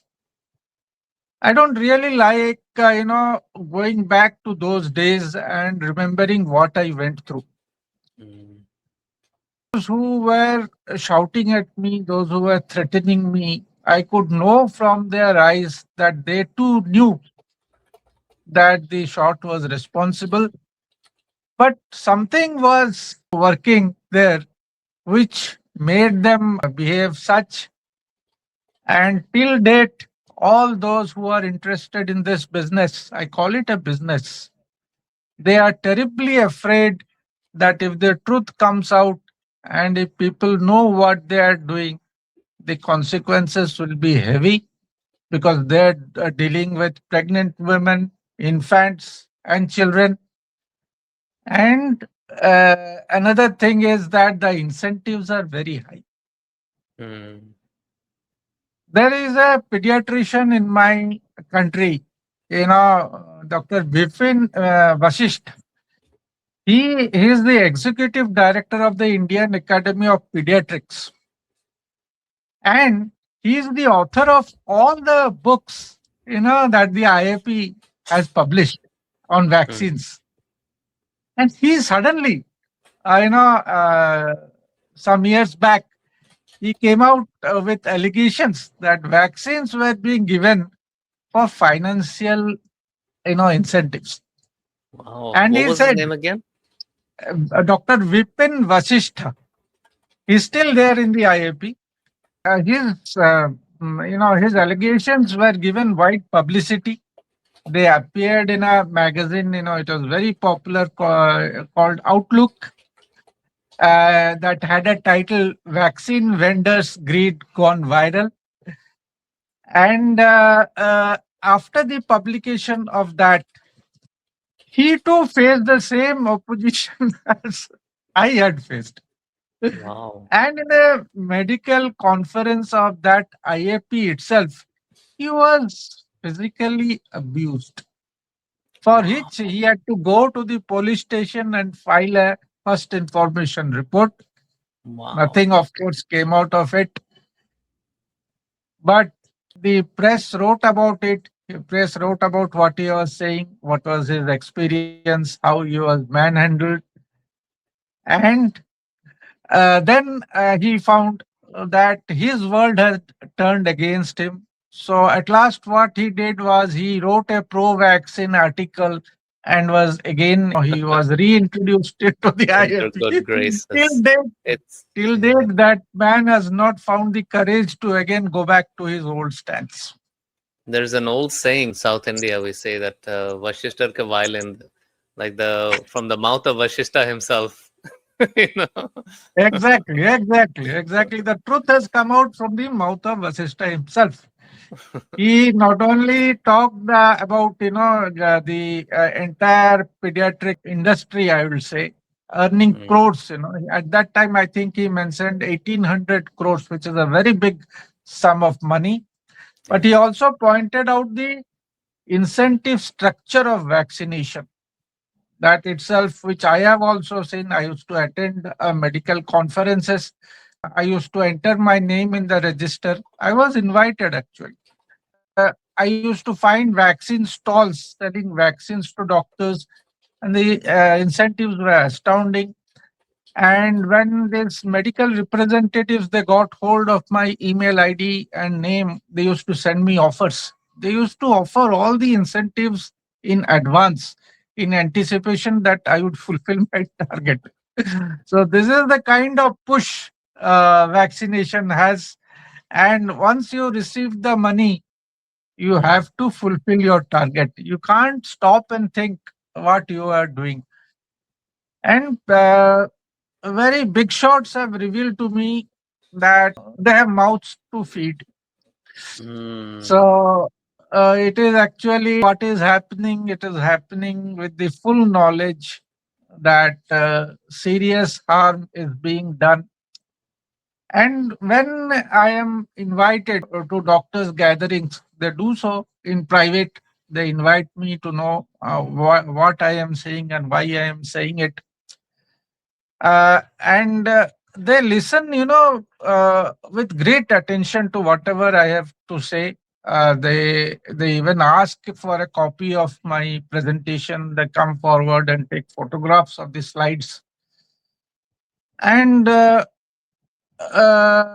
don't know what goes through their minds, because till date in my country, I have not found any slack in the rates of vaccination or any lack of enthusiasm to promote them. I have asked officials that why this is so, and they have told me, say, this push comes from big financial institutions like IMF, World Bank, and all WHO grants. They carry the condition that all children would be vaccinated. So that is where the government push comes from, and this entire section is highly rewarded. So they blindly go along. And when pushed to the extreme, they have said to me, "Oh, please go and talk to the government, because that is from where the compulsion comes." But that is not an answer. Why should I go and talk to the government? Why can't they do so? If they stand up as one and tell the government, no, this is wrong, we must not do this, maybe the government would listen. That's a good point. Now, how do you account for the utter lack of critical thinking when the plain mathematics of the mechanics of the vaccine claims just don't add up? So this is what is puzzling me, and has puzzled me for several years. That how do you go through medical school and go through all of these training, and then you don't understand that simple formula that compares the injury caused by natural diseases versus injury caused by vaccines. So apparently there is a vaccine injury table that everyone can go look up online. Just type in vaccine injury table. It gives you a list of all the different injuries caused by vaccinations within an expected period of time, as Jagannath ji just mentioned about the adverse reactions. There is a national database in the US at least called VAERS, Vaccine Adverse Event Reporting System. And by law, doctors are supposed to log that VAERS database with any adverse reactions that happen to their patients after any vaccinations. But according to a study funded by the NIH, it's called the Lazarus Report. Please look that up. According to the Lazarus reports, the VAERS database is less than 1% updated. So Pilgrim virtually you study. can It is also known Pilgrim as study, Pilgrim that's right. study. The Harvard Pilgrim study, that's correct. Harvard Pilgrim So, study. so if that data is missing, how are you able to then come up with the data that claims that vaccines are safe and effective? How are the efficacies proven without this data, right? So you can, efficacy is basically in laboratory experiments, they'll show it, but how do they then account for the efficiency post-market? So there is lots of mathematical issues that doctors don't want to touch about. They don't want to touch on this topic. So as Jagannath ji just mentioned, if you look at the course material taught in medical schools, they don't touch the mechanics of vaccine. They talk about the vaccine schedule, give you the same title narrative, it saved millions of lives, and safe and effective, and not giving it as a danger to humanity and all that nonsense, right? So in addition to the fact that throughout history, there are, if you look at the vaccine schedule, especially the MMR that Dr. Jagannath just mentioned. By the way, are you a doctor? No, I'm Oh, not a oh, doctor, I'm sorry. Okay, but sorry. I'm in this I think I'm year for about 46 years. So everybody addresses me as doctor, even when I correct them. okay. I got it. Doctors have written to me that, you deserve to be addressed as Dr. Chatterjee. Yeah, That is that. it's a good And the point. thing you mentioned, the questions you raised, Yeah. it is they are asked by doctors of my country. Dr. Jacob Puliel, for instance, he Mm. has publicly asked these questions, and he has said that doctors are suffering from what he calls cognitive dissonance, That's and right. he has lectured, the Indian Medical Association. That lecture was available on YouTube. I don't know whether it is still there. That lecture existed, where he told these doctors, see, you are pushing it to the back of your mind. You know it, but then you are not recognizing it. So this is termed as cognitive dissonance. So cognitive dissonance is to hold on to two contradictory views and maintain them both to be true. So that's a very good point. It's very true that these people, they know there's something wrong and they won't speak out against it. And it is the one product that is given to people across the board that is known to attack the immune system. It is known to attack. That's what it's designed for, according It to is even designed their for it. own admission. And then, Yes. so if you want to look at, let's say, autoimmune disorders, or as you mentioned, autism, and all these other factors that are happening in a much more increasing rate, they attributed that to diagnosis. We have better diagnosis, therefore, we're finding more cases. And that's their explanation for everything. They're not even the least bit curious as to, let's look into the science behind it. And this is where the word science is such a bad misnomer, the way that they're using this. What are your thoughts on You're that? right. You're right. You're absolutely right. They themselves, hide behind it.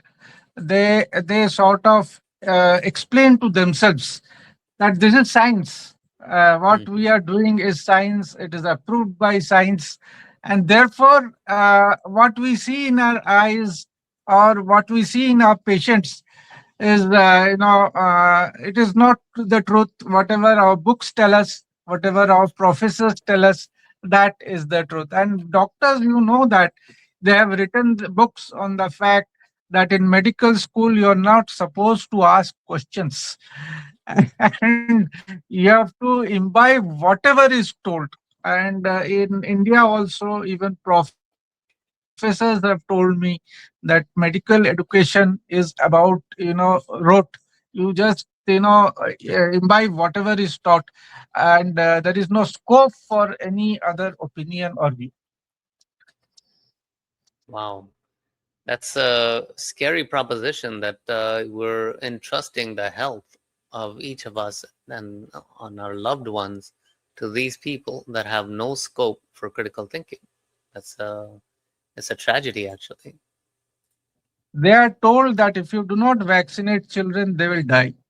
So don't mind these adverse effects. You are actually saving children, and anyone who is talking against vaccination is killing children. Though, with my own experience, I will say that death is much better than what you can go through if you submit yourself to such procedures. It's a very good point. What are your views on the fact that there are vaccines, for example, the whooping cough vaccine, the pertussis, basically, that they have the cellular and acellular pertussis. I believe in India they're giving the cellular pertussis, the whole cellular, Yes, right? yes. And So so in the yeah, go ahead. vaccines are given upon the premise that diseases are caused by germs and viruses, and vaccines cause antibodies which protect from disease. And the third thing is that childhood diseases are dangerous and would kill.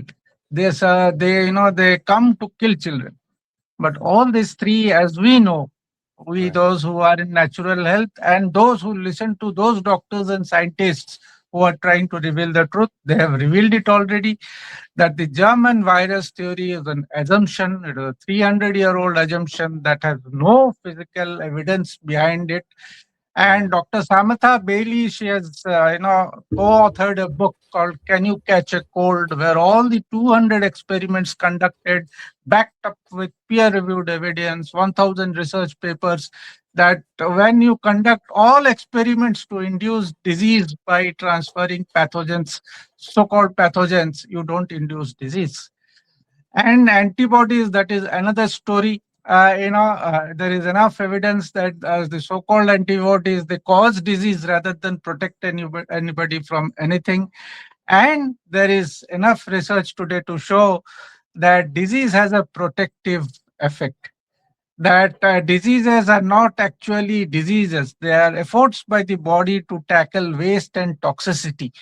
And by shutting down the procedure, we do immense harm. And that is why, these doctors wonder that, we saved the world from acute diseases. And today there are epidemics, waves of chronic degenerative diseases and disabilities. You are causing it by, interfering with nature's own process. You are causing it. And the it is toxicity which you should be protesting about. We live in a society where there are tens of thousands of toxins all around us. The placental fluid is contaminated with 250 plus toxins. The breast milk is contaminated with, I believe, around 400 toxins. And our bodies, as revealed by a study in India conducted in the state of Punjab on children, they are full of pesticides and heavy metals and all the toxins found around us. And they have said that it is detoxification which is needed, not pumping in more toxins. Those studies are available. That study is available. It was reported in the Indian media. But sadly, just like the opposition to the German virus theory, the revelations about antibodies and all that, these are also routinely ignored. In the 21st century, we are clinging on to theories, 300-year-old theories that have never been proven, and we call ourselves scientific. We say that this is a scientific system of medicine. Where is science in it? Dr. John Ioannidis, when studying it, he said, sometimes I do not believe even 1% of what these people are saying. That is a very big statement from a very, reputed person. People like Dr. John Smith, Dr. Richard Horton, these people have said 85% of medicine is just plain wrong. And what is the other 15% trying to tell us? It is trying to tell us that there is another path. These are studies on the microbiome. These are studies on the cellular system. These are studies on vitality. These are studies on mind-body medicine that is showing the path, that this is what you should do to keep a person healthy. You don't indulge in all this pharma, tricks and all that. You're making people sick. So where is science in medicine? Everybody should ponder about it. And recently, Dr. Jason Fung, he has blasted this evidence, evidence-based medicine concept. Evidence-based. Yeah, he has pointed out everything, in his article, which, everyone must go through. And so much has been written about how much harm is being done by medicine. A Harvard study in India found 5 million people dying every year from this so-called medical science, due to medical errors. Even an Indian study found 5 million people injured every year because of this. So there is so much evidence against this. Scientific evidence, statistical reports. And if we ignore that and, continue in this path, how do we, justify what is going on? You can't justify it. That's exactly right. Now, I'd like to discuss, before we go into your journey into the natural health discovery, I'd like to discuss with you the mechanics of how vaccines are supposed to work according to what you understand. What is the theory and how is it supposed to work? They have that age-old theory, you introduce a weak pathogen into the body and the body builds antibodies. And then, when the actual disease comes, the body knows how to fight it. But it has also been said that the war against disease is a war on health. That is the first thing we should know. And there have been studies where they have shown that the so-called virus or pathogen, they are telling the weak pathogen they're introducing, it was not even found in the vaccine. A French laboratory, it had got, a very advanced laboratory. And they found so many things, in vaccines, which were termed contaminants. Now, these contaminants are very shocking. The ingredients themselves are very shocking. And as Dr. Andrew Molden, he had said, every vaccine causes harm. And, he was well qualified to say that. He died inexplicably before he could publish his entire study. And that is it. You can't expect that you will be introducing these toxins into a child or any human body for that effect, and But expect that the even person would remain healthy. There are even without neurotoxins. even without having to pick apart, like experiment with what is contained in the vaccine ingredients, they tell you right at your face, this is what we're putting in the vaccine ingredients. That's bad enough. Yes, you know yes, that is bad so enough. you mentioned that And in the they in the package inserts, you will find acceptance that they cause harm. They have to list down everything, because otherwise, they would be dragged to courts.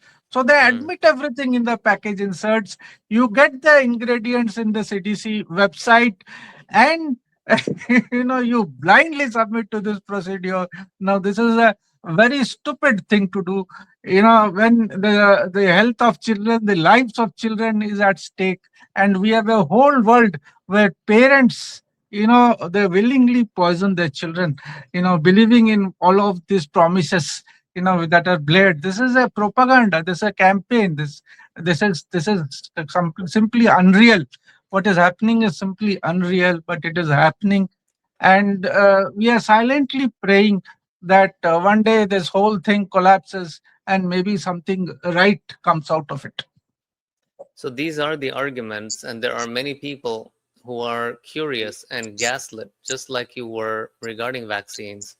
If they had the opportunity, let's say they're interested in asking someone like yourself questions and debating with you on the topic of vaccines, would you be willing to entertain such a platform where you would come and debate people on it? Mm. And In India during COVID times, I used to engage in panel discussions in television almost every other day. wow. And I used to place my arguments. All of them were proven to be right. All what I said, there was no epidemic. It was drummed up. That the vaccines were the reason why the epidemic, has come, and that the vaccines should cause untold harm and great suffering. All have been proven right. Right. But as I said, everyone seems to be, blind and deaf to all that is told. And I don't know whether any argument would work or any debate, because such debates have taken place everywhere. People have argued with them. People have called them to the show and told them the arguments against vaccination, but things don't seem to change. So, Well, here's the thing, Jagannath ji, is that mhm. when people say that there are lots of debates taking place, in reality, if you look at the way that these debates, quote unquote, take place in media, there's either a panel of people that are shouting at each other, or they bring you onto their platform and they'll cut you off when you're trying to make a point. And especially when you corner them with something, they'll just say, well, that's all the time we have. You have 30 seconds to make your case. And that's it. Yeah, They'll just that like is, cut it. they do so with, all these TV channels, Murdoch media, but Right. they do happen in shows like yours, where, very tough questions are asked and they are found floundering. Hmm. And I will ask people to have a look at such channels. They are doing so. particularly after COVID, a lot of people have turned against these measures. We see, earlier there used to be posts where the public used to support such posts on vaccination, on disease. But when you go through these posts today, you find that the public is now openly questioning and even ridiculing these views, and Mm. they want to turn to natural health, but that infrastructure is found lacking. When you are sick, you are automatically taken to a doctor, you are automatically taken to a hospital where you have no say, and your own relatives turn against you. Mm. So this is the situation what forces people to continue, and many of them think, suppose there is an emergency, I have to go to these people, so let me keep my views to myself. But I tell them, see, you, if you can take care of your own health, you need not fear all these consequences, and you have to die one day. So it is better to, die from in the hands of God rather than Right. dying in the hands of these people. That will be a very painful death, I can tell you. And even in doctors working in ICUs have told me that sometimes the suffering the witness in those people lying prone and under heavy sedatives is very troubling for them. So that is the condition today. If you look at statistics, 5.4% of the people in this world are sick, and most with multiple comorbidities. Statistics says 54.1% children of this world suffer from chronic diseases, and all the named diseases, which are various signs of toxicity in the body, all of them are, they are rising graphs. And still this system says that it is the only scientific system in this world and all should turn to it. But this thing is changing, and people are rising. Let us see what happens. Yeah. What are your views on others? And before I get to that point, so would you be willing to come on our platform to do such debates on, let's say, we set Definitely, up? I have done it in the past. There is a doctor holding shows in India.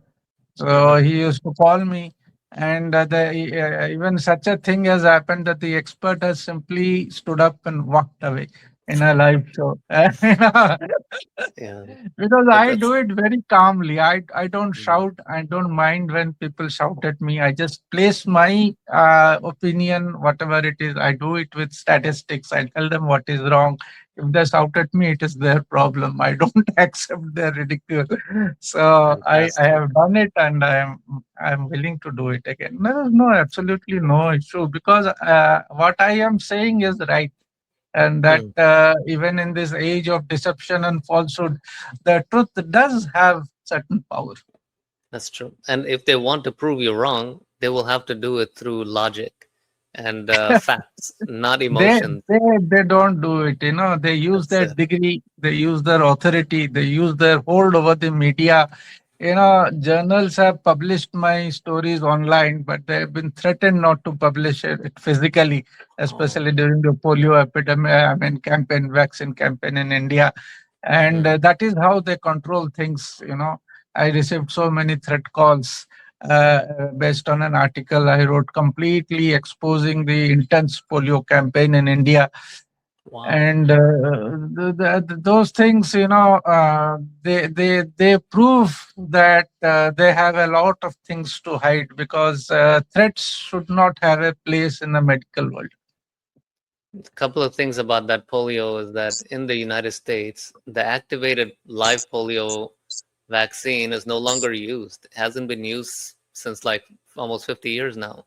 And in India, it's still being used. And if And they you just, introduced it. They introduced it fully knowing that it would harm. They were, so many people argued against him. Jacob Pulial is one such person. He Mhm. argued, he fought. Dr. Pushpa Mitra Bhargava, he argued. And do you know what happened? They Mm. took away his job. He founded that institute Wow. and they sacked him from it. And then I traveled all the way to Hyderabad and told him, sir, you must not stop. He said to me, Jagannath, see, they've stopped my salary. Now, if I speak out, they'll stop my pension. I'm not a very well off person. No, what will I do after that? But he Wow. continued to fight in the background. I'll hand it over to him.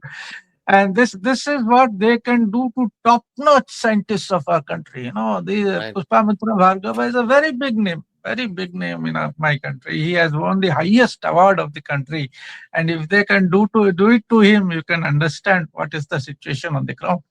Wow. They did something similar to this man named Andrew Wakefield. Yeah, Wakefield. They Yeah. disbarred him, and Even today, that's he is suppressed. Even today, yeah, he is suppressed. He lost his, license and license. all that.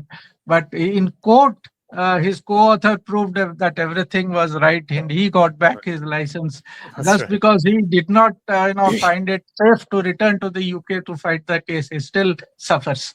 That is all. Right. He is a truth speaker. I respect him a lot for that. What are your views on Suzanne Humphreys, Oh, Sherry Tenpenny, RFK Jr., Forrest Moretti? What Susan Humphreys has done, through Dominic is simply great. She has unearthed the history behind vaccination, those facts that have been always been suppressed, saying that yeah, we eradicated smallpox. Now, so much research has gone into eradicating the other diseases, but at one point of time, the doctors were completely different. They used to fight this system. They called this man a fraud, Pasteur.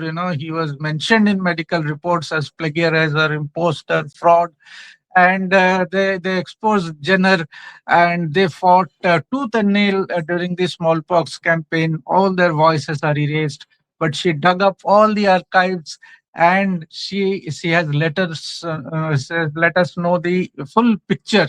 That dissolving illusions, that book Illusions. deserves to be really read by everyone on the planet, because she has really dissolved the illusions. Sherry Tenpenny has done a great job. Andrew Wakefield, he has published a book where Jenny McCarthy, I think, was the person That's right. who induced him to do so.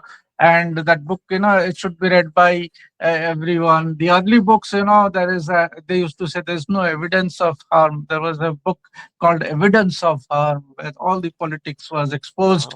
Wow. So many of my friends, they went ahead and published research studies and all. Miller, I don't remember his full name. I have a very bad memory problem. So he published so many books, which will simply open your eyes. And all parents should go through him. The truth is there. It is now exposed. But if in the age of knowledge you prefer to be ignorant, you are really a very, someone who is very reckless about yourself or your children's health. What about RFK Jr. and the ICANN, Informed Consent and Action Network? He's apparently RFK, in one of the, see, he's, yeah, RFK Jr., there are various views about him, which, even we have said, see, this man is of a very big stature. And, how is it possible that he could so openly, keep his views? But that's right. whatever, I don't know if there are any motives in him, but whatever he has done, as he has spoken out and he has aired all the what we are saying and in the media and in other channels. So I have used all of that to create awareness in India. ICANN has also, they have published a lot. They have filed this freedom of information request. They have exposed a lot of things. But the Mm. question remains, what have they achieved? Exactly. That is what the question people raise. Okay, you talk, but you are in a position of power now. So why haven't vaccines stopped? Why haven't vaccines been banned yet? And Mm. that there is a judgment in the USA that is put the whole thing on a back burner. How is it possible? Why are you not fighting it? So many questions are raised, but I am a campaigner. I take facts to the people. If the people in India know that the big doctors in USA, the immunologists, the scientists, they're talking against vaccination, or the US Health Secretary has started a movement called Make America Healthy Again. It does create an impression in the minds of people. They go through all of that, and this has been able to open many eyes. So they understand, that the truth is very frightening, but what is more frightening is the system that is able to let this truth be finally exposed and stop what is being done. So the system now frightens people, as we know that very good members of the medical profession, they are frightened to speak out, so they should. There have been many people in our groups who have not only spoken out, they have practiced naturopathy and natural healing.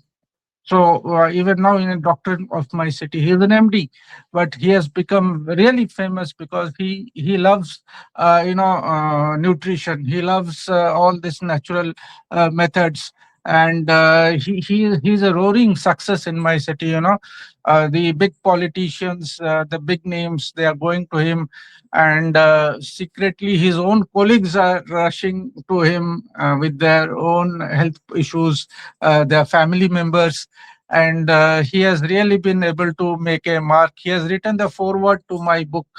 I'm very fortunate in that, that I've got a person of his mentality, that he volunteered to write a foreword to my book. So this is how it stands. People know what is what. They do go to such doctors. They get themselves treated. But overall, this lack of infrastructure, the government of India has tried to set up a huge infrastructure, but it has been stymied. Nothing is really happening there. So that is the level of control the pharma mafia has on governments. So just one more time, the disclaimer: we're not telling people what to do or giving people any advice other than be informed about what you're putting into your bodies, do your research independently, and find out the facts for yourselves. You mentioned, Jagannath ji, that vitality, natural health style, natural healthy lifestyle, and natural health. Uh, you promote those things. What was your journey towards natural health? You see, when I started receiving those threats, I knew that I was not in safe hands. Hmm. So those threats practically saved my life, because had I continued with that particular mode of treatment, I would not be alive today. And that made me, those threats made me question everything. So I then started reading about Ayurveda. I started reading about naturopathy. I started reading about homeopathy, and it is these sciences and their practices that have kept me alive. If I am sitting here before you, saying all of this, the huge credit goes to homeopathy, Ayurveda, and naturopathic healing methods. So I could know that first thing I had to do was to somehow detoxify myself. That was not easy, because if the vitality is lowered and the toxic load is extremely heavy, as was my case, then detoxification itself becomes a torture. But I have willingly Hmm. gone through it because I knew that that was the only thing that would save me. And I discovered that detoxification, the nutrition, and restoration, this is the path. I call it DNR. First you have to detoxify yourself, then you have to concentrate on nutrition that energizes your body, and whatever remaining symptoms are there, you have to tackle them through various methods to try and restore your body, which exactly is what this doctor, this MD in my city, He is Dr. Madhav Naik. He is an MD, and that is exactly what he is doing. He is, he has opened up a huge unit in the city where he has detoxification. He encourages people to interact with nature. He has various naturopathic systems, and he encourages laughter. He encourages this. Yoga and other forms of exercise. And that is a 1 year course. You enter his care in that in his setup for some days, but you are supposed to carry it forward. And he looks after you for 1 year, including daily lectures. And he also teaches people. All that go to him for treatment. They are taught every day. They are taught the basics of good health, the basics of naturopathy. He's doing a wonderful job. I'm really grateful to him for doing this, and I pray to God that he is able to achieve his. He says, my goal is that nobody in this state should be sick, and that Hmm. is a really a lofty goal.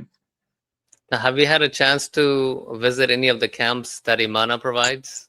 No, I have not, because I was not even today. I don't like traveling, because I was in a very pitiable state, and strain still takes a very heavy toll on me. Today, I'm about 65 years old, Hmm. and I am bit wary of traveling. I work near my house, and my employer knows that this person won't travel too much. So by the grace of God, I'm still continuing, because work is a great painkiller. That's The true. more you keep yourself engaged, the more you forget your own troubles. I try That's true. to present a happy face to everyone. I try to be happy, because that releases all the good medicines in the body. It's true. So Yeah. that is how What part I. of India? What part of India are you in? I'm in a state called Odisha in India, and I'm in the Orissa. Okay. capital called Bhubaneswar. It is I called see. Bhubaneswar. So I belong to Bengal, actually, Hmm. Bengal in India. But my father had come here in search of work, and he was stationed here. So practically, I have been brought up. My whole life has been spent in this state. It is a very beautiful state. It was full of natural wonders, but today development has taken a toll. That's true. Yeah. So your book that you authored, Why People Are Sick and What Can Be Done About It. What are some of the top takeaways from that book? Yeah. So, in why people are sick, I have presented in a very concise manner all the mistakes, the that are being done, because people tend to think that the doctor has tried his best, but yet I am sick, or yet that complications are natural, that chronic disease is natural. But I have presented the exact mechanism through which this system is making people sick, by destroying the microbiome, by destroying the cells, mitochondria, by completely disregarding the role of nature in health, by doing things that destroy the vitality and destroying mitochondria. It is a very crazy thing to do, Right. and introducing toxins into human body when toxins are the main cause of disease. So all this I have presented in a very concise manner, and then I have provided the path. I have shown how nature and the body itself is its own doctor, and that knowledge has been kept away from people. Earlier, every Indian used to know it, that when acute disease happens, it is actually the body trying to detoxify. That was an innate knowledge of the people, thanks to Ayurveda and naturopathy, that was so widespread in India, and every person, they knew about it. So they, like today, people worry when there is disease. Earlier, people worried if there was no acute disease, in a year. They used to think, what is wrong with why didn't I get a fever this year? Or why didn't I suffer from a diarrhea or dysentery this year. Is there something wrong with my body? That was the mentality earlier, because they knew the benefits of these episodes in keeping people healthy. I've told people how the mind is the pharmacist. It Mhm. produces everything the body. It directs the production of every damn thing in the body. Whenever something body needs something, that element is there. And the microbiome and the cells, they are the health workers. That we cannot Mhm. simply do without them. They carry out vital functions, and the fires in the body, particularly the digestive fire, that Mhm. is an important element. I have told them about mind body medicine. I have told them about practically all the paths. And then I have addressed doctors also. See, this Mhm. is what you are doing wrong. Now you are responsible.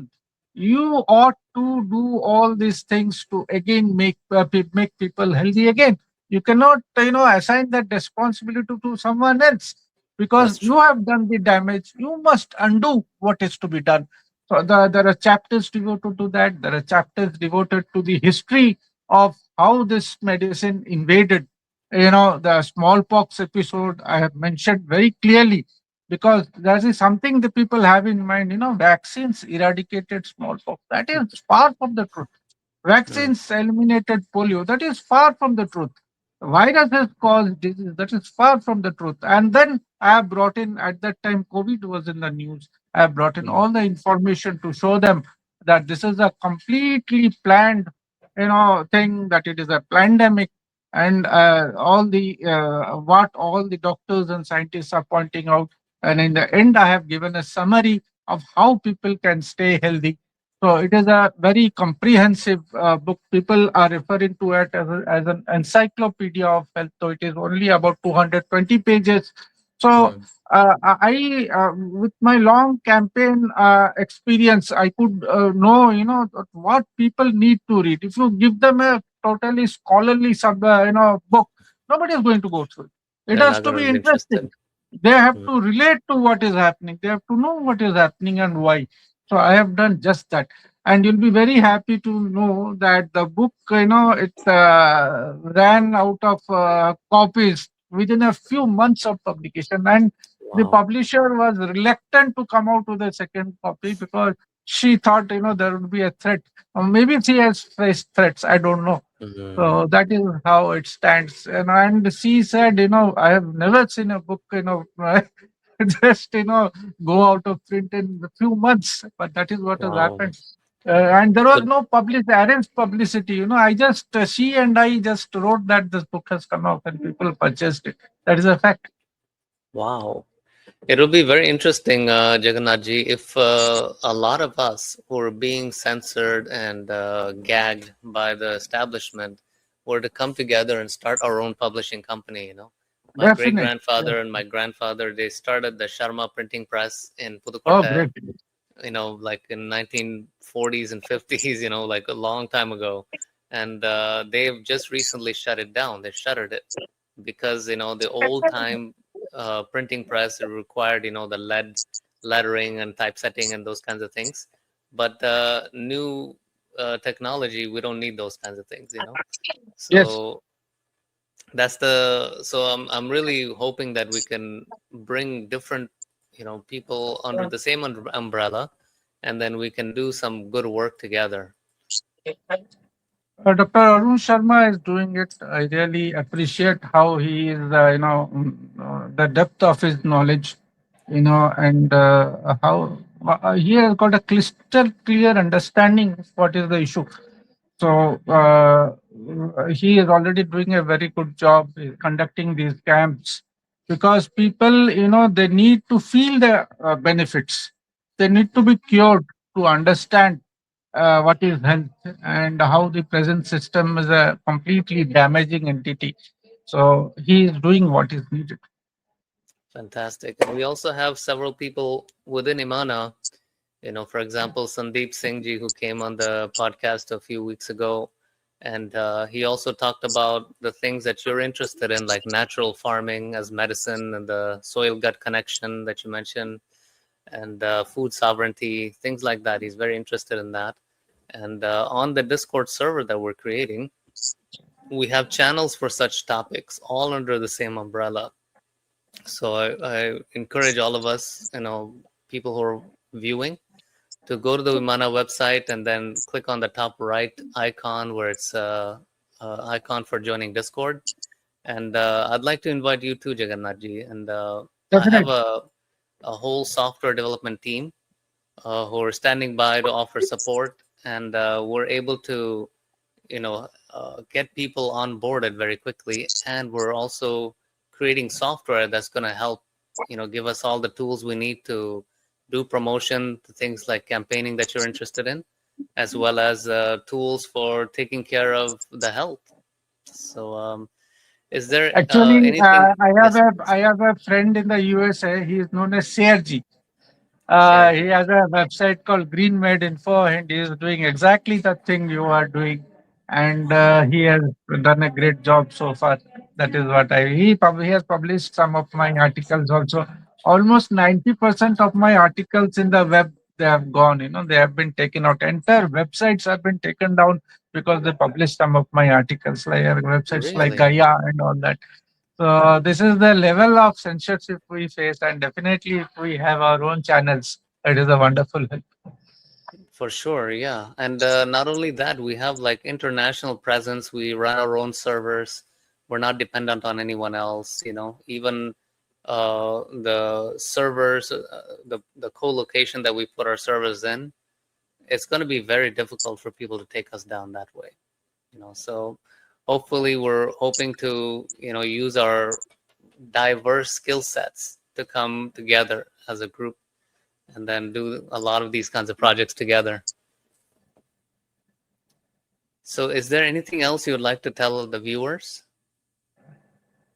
Well, India has a huge history of natural health. India has given Ayurveda to the world. Previous to that, there was naturopathy, and it is a great shame that people have forgotten these basics of health that was in every family, within every person. There was no need of doctors, there was no need of hospitals. The kitchen garden was the pharmacy, the kitchen was the pharmacy, and doctors, our own mothers and grandmothers were our doctors. They used to take care of us. And today, what we have done, we have made the whole of India sick. We have made, medical colleges the favorites of people. We have made hospitals the favorite of people. There were no medical such institutions earlier in India. People were able to take care of themselves. They knew that the body was the doctor, that the mind was the doctor. So I'll tell people that you have to again, rediscover these aspects if you want to survive. It is not only about health now. The crises that are coming up now, they're intended, they have very bad intent. And if you have to survive, you have to rediscover what India gave to the world. Fantastic message. Thank you so much. And I have also chimed that same um, sentiment many times in the podcasts over the last few weeks, that we have to come together. There's a enemy at the gates, and they're Anyway, using all kinds of, every kind. underhanded tactics, and they've got trillions in their pockets, and we can beat them. All we have to do is just gather together. That's the main. Stand up That's the as main one. goal. That's all. That's all what Yes. is. Yeah. So Jagannathji, I very much appreciate you coming back on our show. Thank you so much, and for Thank you. sharing your Thank you. wisdom and your experience. Thank you. It is a great honor for me to be on the IMANAH show. Thank you.